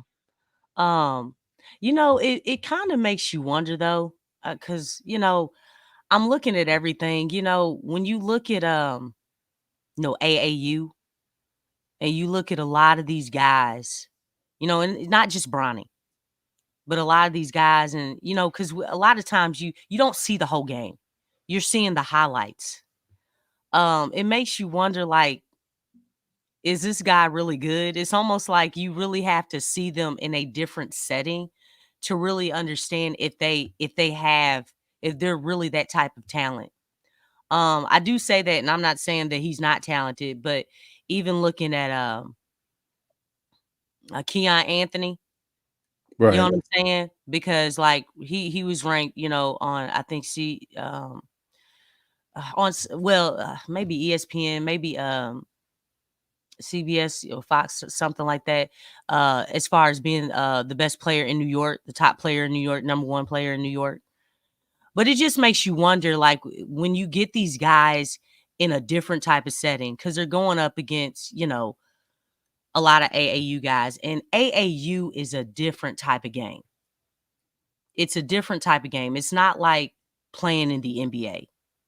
It's not like playing in college. Well, I probably should have, switched it. But Let's it just ask makes you more. wonder. And I'm not Yeah. saying that, Keon is not good or anything. I'm just saying it just kind of makes you wonder, like, do these guys like really have it? Because I think sometimes, obviously you see guys coming out of AAU and they make that transition to college, to the pros, and they play at a high level. We've seen that. Mm-hmm. But then you see some guys, it's like, they get a lot of accolades and different things, and you see them, it's like, what happened? You know what I'm saying? So I don't know. It just makes you kind of question, like, the talent, because a lot of times you do just see the highlights. You don't see the fullness of the game, and you're going off of anybody's highlights can look good. Anybody's highlights. If you're taking all the positive things that you're doing out on the court, anybody can look good. So it makes you question, like, okay, y'all really tricked us. You know what I'm saying? Making us believe that maybe this player was a whole lot colder than what he actually was. And, he was just in a great position to really, excel in different things. But, just want to throw that out there. Yeah, when it gets to that point, because it's a bit of culture shock for some of them guys when they get to that level and they realize that they're not the star anymore, that this is a league full of stars, that these are, it's a culture shock for a lot of them, because a lot of times, a great majority of those players are, blue chip players, and they get up there thinking the talent and all this kind of stuff is there when everybody's as fast as you and better than you. And it's a bit of culture shock. But then that's when the intangibles supposed to kick in to get you over the hump. And those things you developed over time from a good coach or parents that were there to put those positive attributes in your head, in your mind, and in your heart. Those things is what kicks in to help you get to the next level. When you have more heart, and even though a guy might be more talented than you from a basketball perspective, you're in the gym longer, you're studying longer. Yeah. And you kind of, that kind of stuff. And you're getting on the court because you know what to do, as opposed to him not knowing what to do. That's a part of it. So a lot of the intangibles kick in when you get to that point, and it's all about who wants it more. So the most dedicated, the ones that put the longest work in, that really studied and take it seriously, a lot of times those guys and them gals win. Yeah. So that's why I see in a competitive environment, because it is ultra competitive, especially when you're talking about hundreds of thousands to millions of dollars. That's what it's all about, man. But anyway, as we get ready to leave on up out of here, man, I'd like to thank everybody, man, for being in here in the stream tonight, man. Right now it's 23-16 LSU right now with the ball, with 31 seconds remaining. Would they have any timeouts? Do they have any timeouts? Do this goddamn team have any timeouts? I don't think they have any timeouts. No, they do not. No, they do not. 12. Well, they went from having time to not having time. Yeah, they were catching up. They had stopped them from scoring. So, what's up, brother James? How you doing, sir? All right. So yeah, this is crazy, man. At the end of the day, man, all I could tell you, man, is that we've been kind of, we gonna do this, man. You say he has. Oh, they got one timeout, brother James. One timeout left. Okay, I didn't see that there. Let me see. We doing all right? Oh yeah, I see. There you go. They do have one. Stopping by, man. Shout out to brother James, man. Big ups to you, my brother. But yeah, this is a part of the game, man, where we as a Pelican Nation, we got to figure it out, man. I think it's promising, man. I'm looking forward to what's about to happen in the season, man. I think we'll do fine.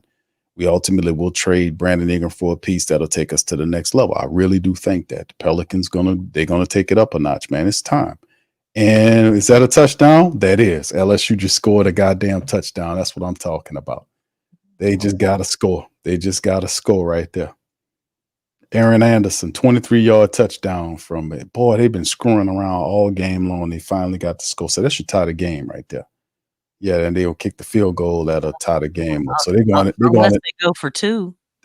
Well, I don't think are they that type of team? I don't know. I don't think Brian Kelly gonna try to go for 2. He might. I don't know. But that was a hell of a throw, man. He threw that ball, drew him open. Boy, that was a throw. That was a big time catch by Aaron Anderson. He going for the extra point. Yeah, he gonna take that point, tie it up. Yep, 23 all. They going in overtime. Taking into overtime. They going in overtime. There we go. Well, yeah, the night just got longer. Hot Bling says, I'm gonna miss Brandon Ingram, DeAndre Ayton, and Zion soon. Yeah, I seen Shaq. Please, no Ayton says, bro. Yeah, no Ayton. I don't really care for Ayton's mentality, man. Like, I know he's very. You know what? I think Monty kind of turned him out, and I don't mean that in a like only in basketball terms. Okay.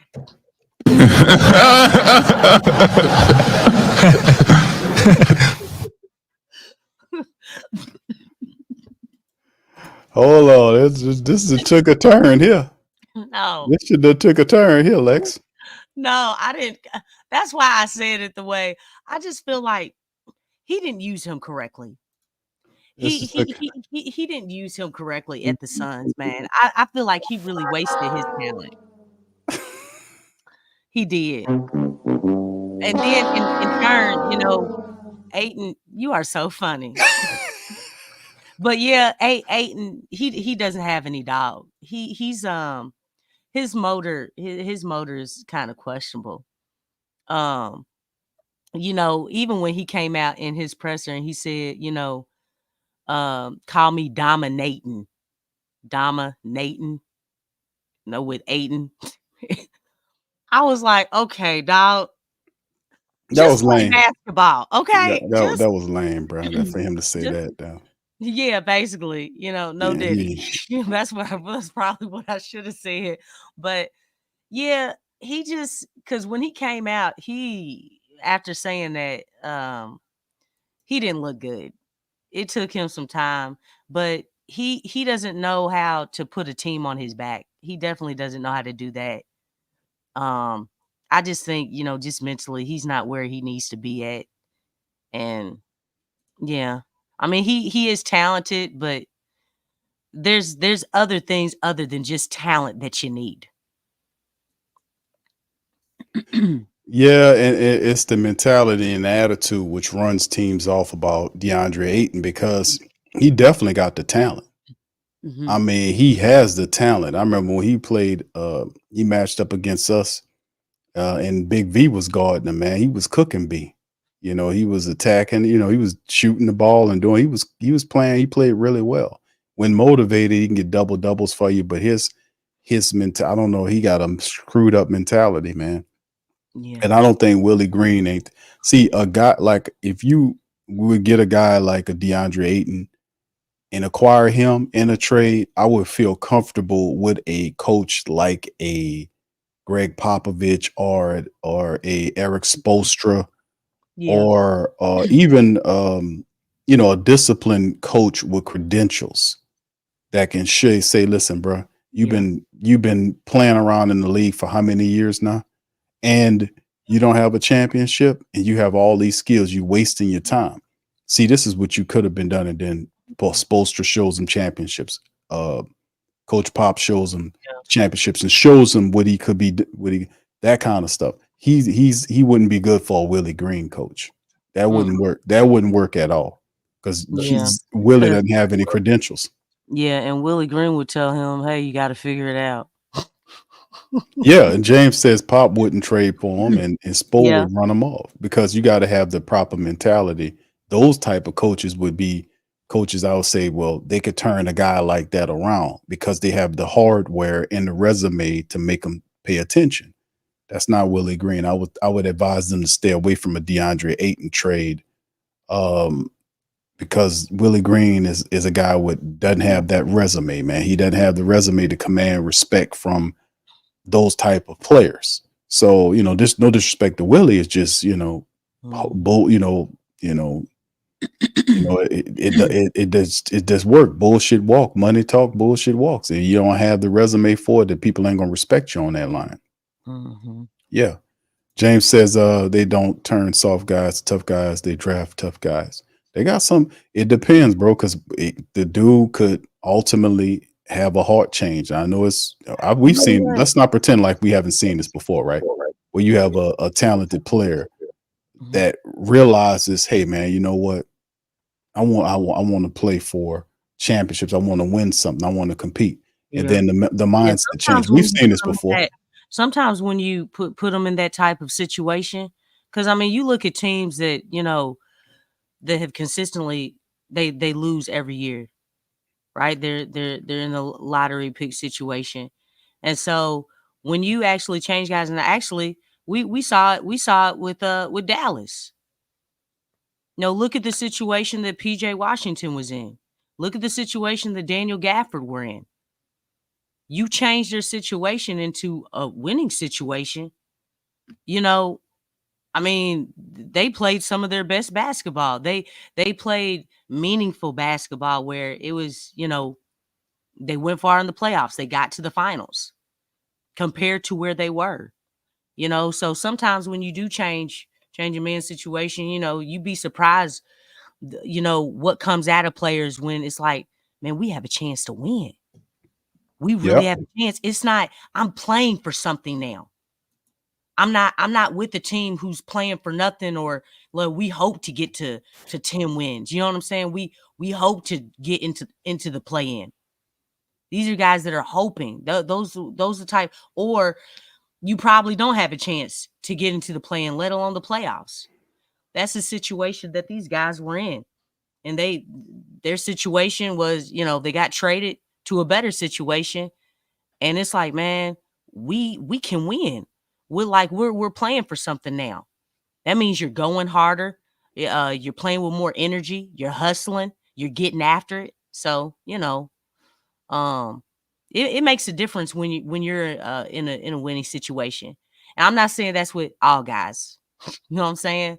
But that's a situation recently where, you know, they played a whole lot better because, you know, they were in a winning situation.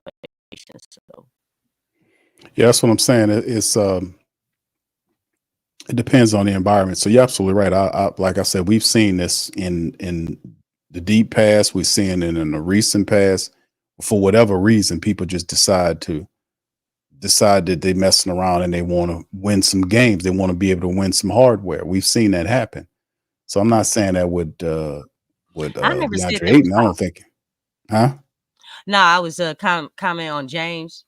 No, I never said they were soft. Just taking guys from a different situation and putting them in a better situation. Sometimes you can't see the fullness of players, like what they can give on the court when they're on like a losing team, when there's no expectations on that team. And when you put them in a winning situation, a lot of times guys rise to the occasion. But that wasn't as far as, you know, them being soft.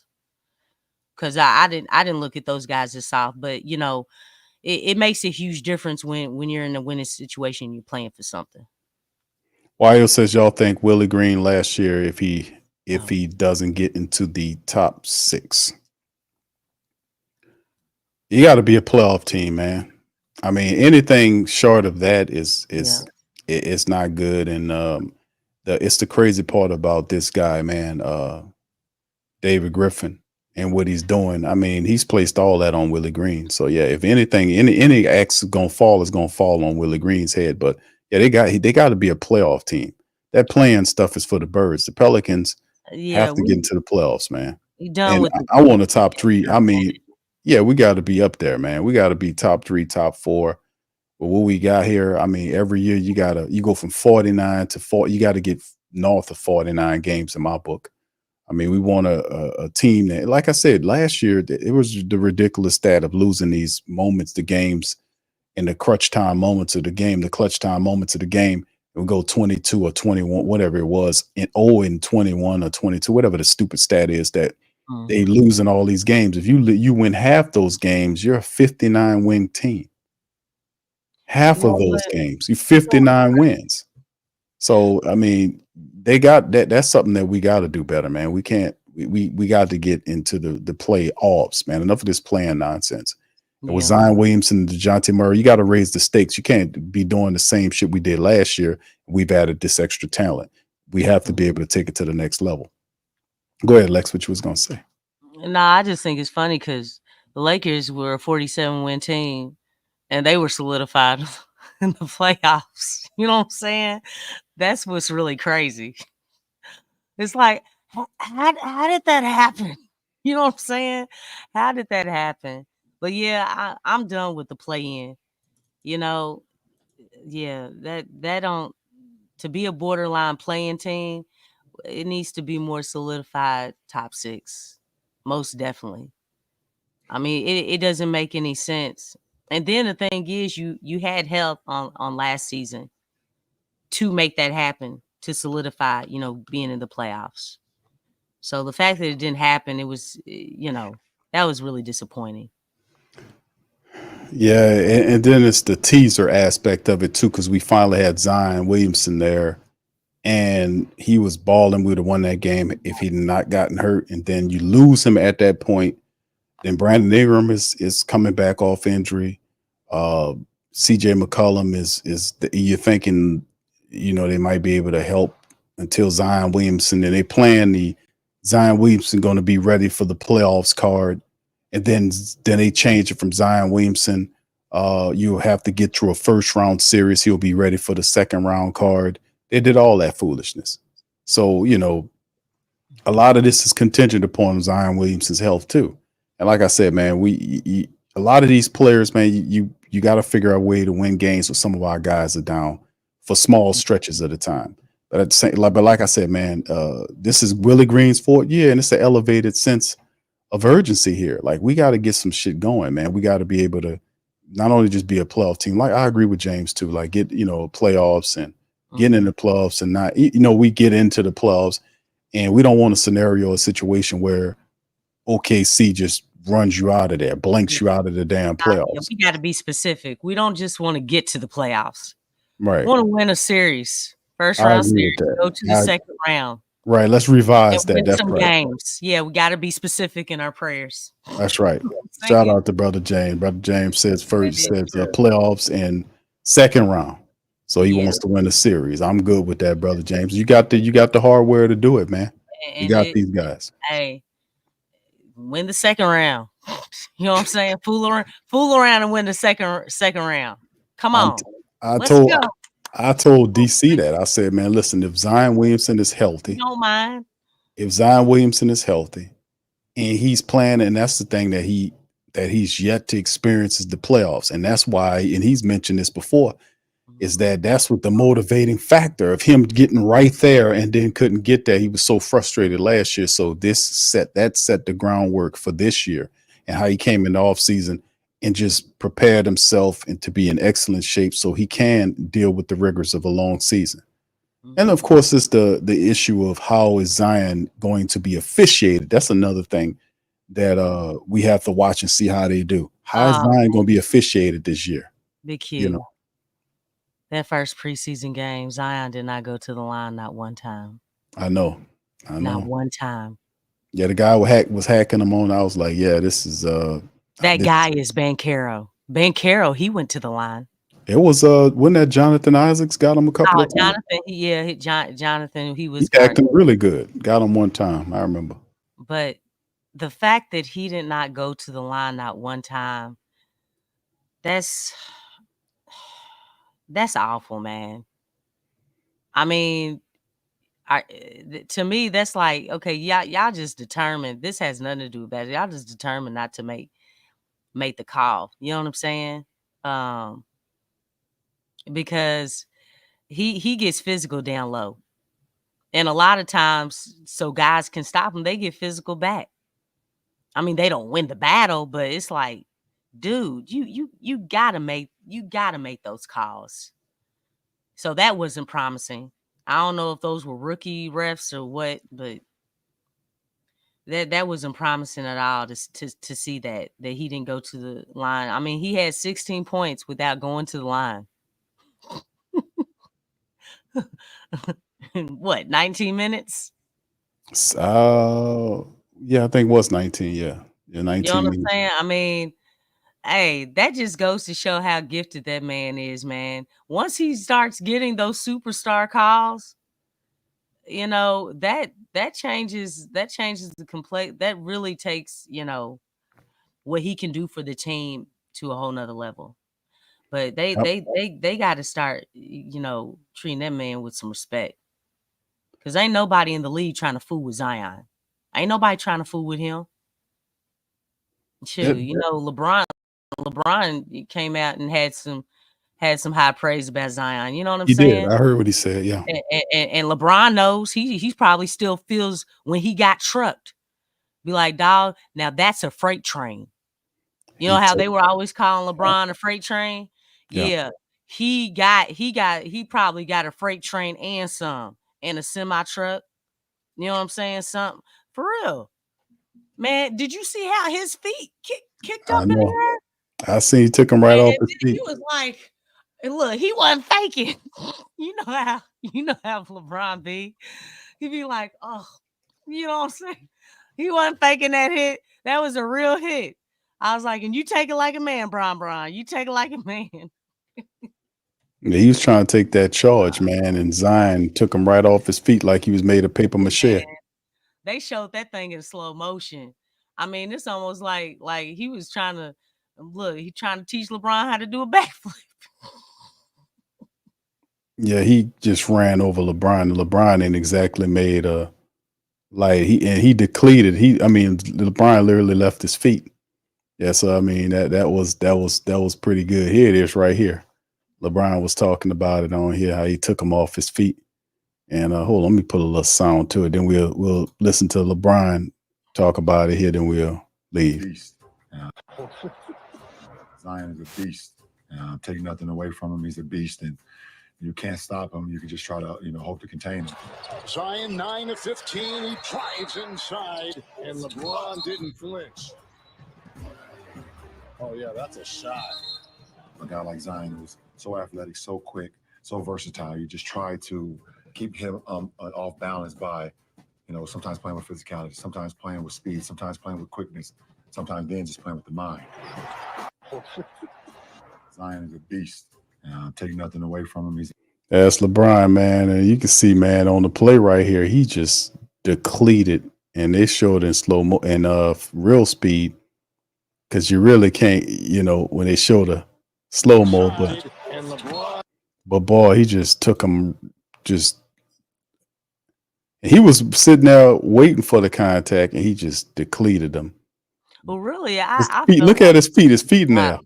Because the thing is, he went to the side, but and players do that all the time. But I think just because it was LeBron, they called it a charge. Yeah, he gets the calls like that, but that's the thing I'm talking about myself, is like, how's these calls going to be officiated this year, and we'll have to see how it goes with Zion Williamson, because I'm thinking if Zion Williamson dominates the way we're thinking he should dominate, then the league will get behind him. Like you'll see, like Wembanyama get calls and stuff like that, because the league sees them as the superstars, and they get the superstar treatment. Well, they got a whole country behind them. They gonna give them those calls. They trying to get that money. There's a lot behind.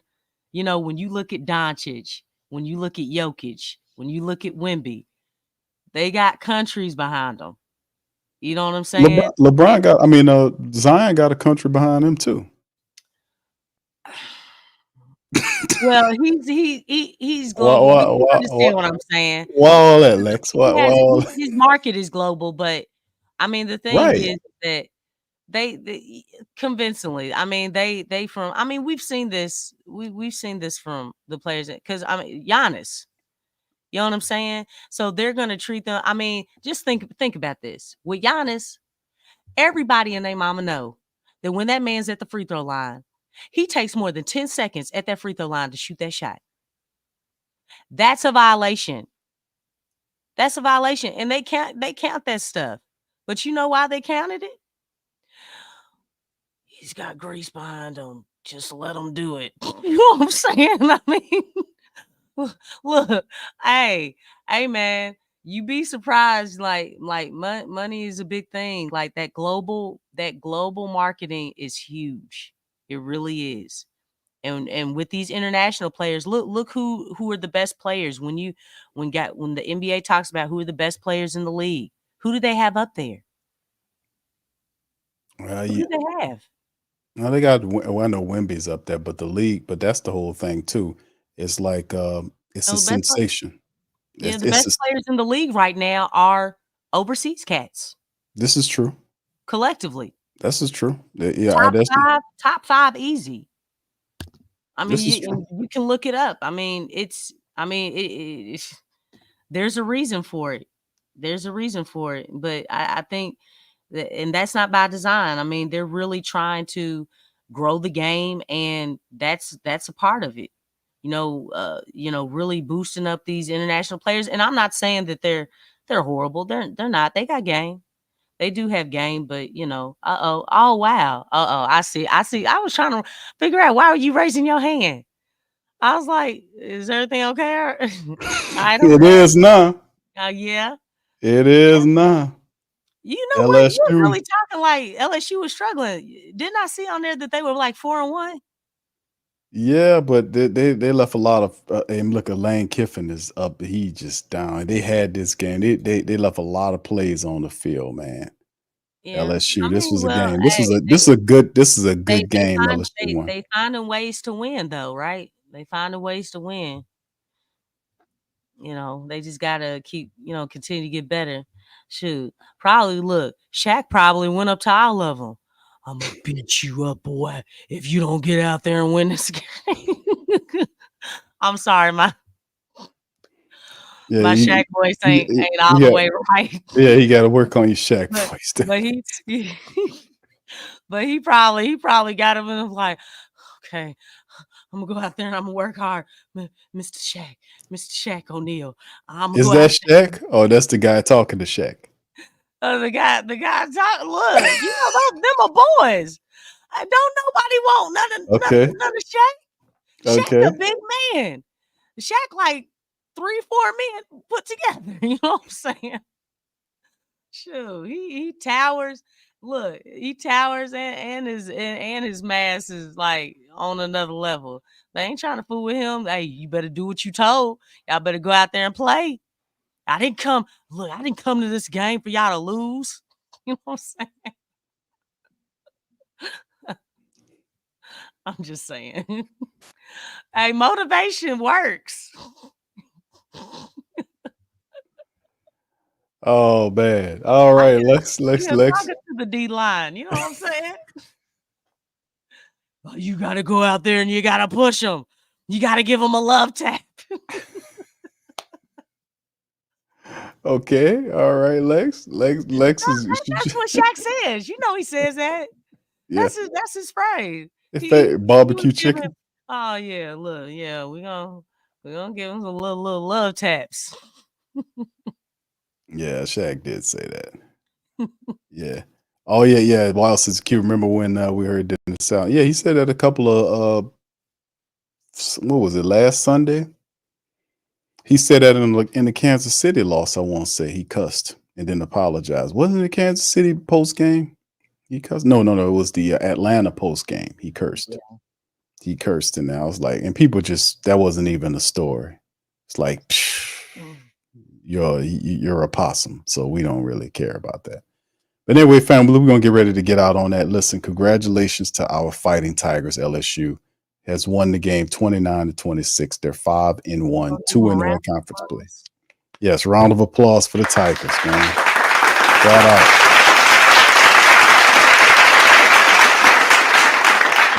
They hung in there. They gave interceptions, Ole Miss dropped a touchdown. A guy at the start of the first series, the guy was wide open. He dropped it. They missed a field goal. They got stopped on a 4th and goal play. Ole Miss, that is. LSU had interceptions and all this, but they still were able to beat. Now, Ole Miss is 9th ranked, so LSU's 13th ranked, so they should climb a bit in the polls. And remember how it's set up in the playoff system, man. They have an opportunity. Now, this year I didn't see them as a championship team because I don't think the defense was going to be as great, but half the defense of what they were last year should be able to get you there. And Nussmeier's numbers are some of the best in the nation, if you think about it. I don't think he'll be considered for no Heisman, but then again, we still got a lot of time left. And if they let him wing it like he's doing, man, he might put up some pretty good numbers. But look at that crowd in Death Valley, man. Yeah, that's the best time right there, man. All right, so anyway, man, we're going to get out on that. Lex, shout out to you for that great Shaquille O'Neal impersonation. Shout out to you all there. Don't take it literal. I wasn't really trying to get hold on, Lex, before we end the stream, could you drop some game for the Pelicans, motivate them as they're going forward? What would Shaquille O'Neal say to motivate the Pelicans, in your opinion, in your Shaq voice? My voice is not deep enough. Okay. My voice ain't deep enough. Like, you all got to play with violence. You got to play with violence, all right? Go out there and play with violence. Give him a little love tap. Smack him around. Smack him around.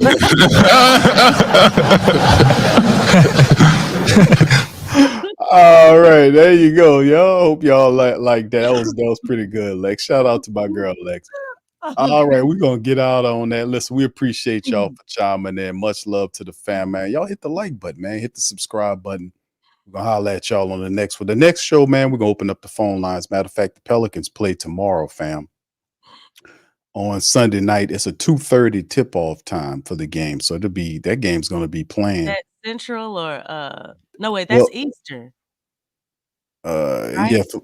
For me, it's 2:30. It's showing the Central time. For you, it's more than likely going to be 1:30. Okay. So, that'll be. But we'll be back tomorrow, fam, to recap the Heats and Pelicans game. We'll open up the lines for the family members to chime in too. So all you family members, Brother James and Brother Slim and everybody, y'all want to get in there and get your thoughts on it. Be real cool. We'll be able to do that right after the Pelicans get this W against the Heat. We'll open up the lines of communication for you guys to kind of talk about the Pels, man. We'll do that tomorrow. So with that being said, we're going to see you.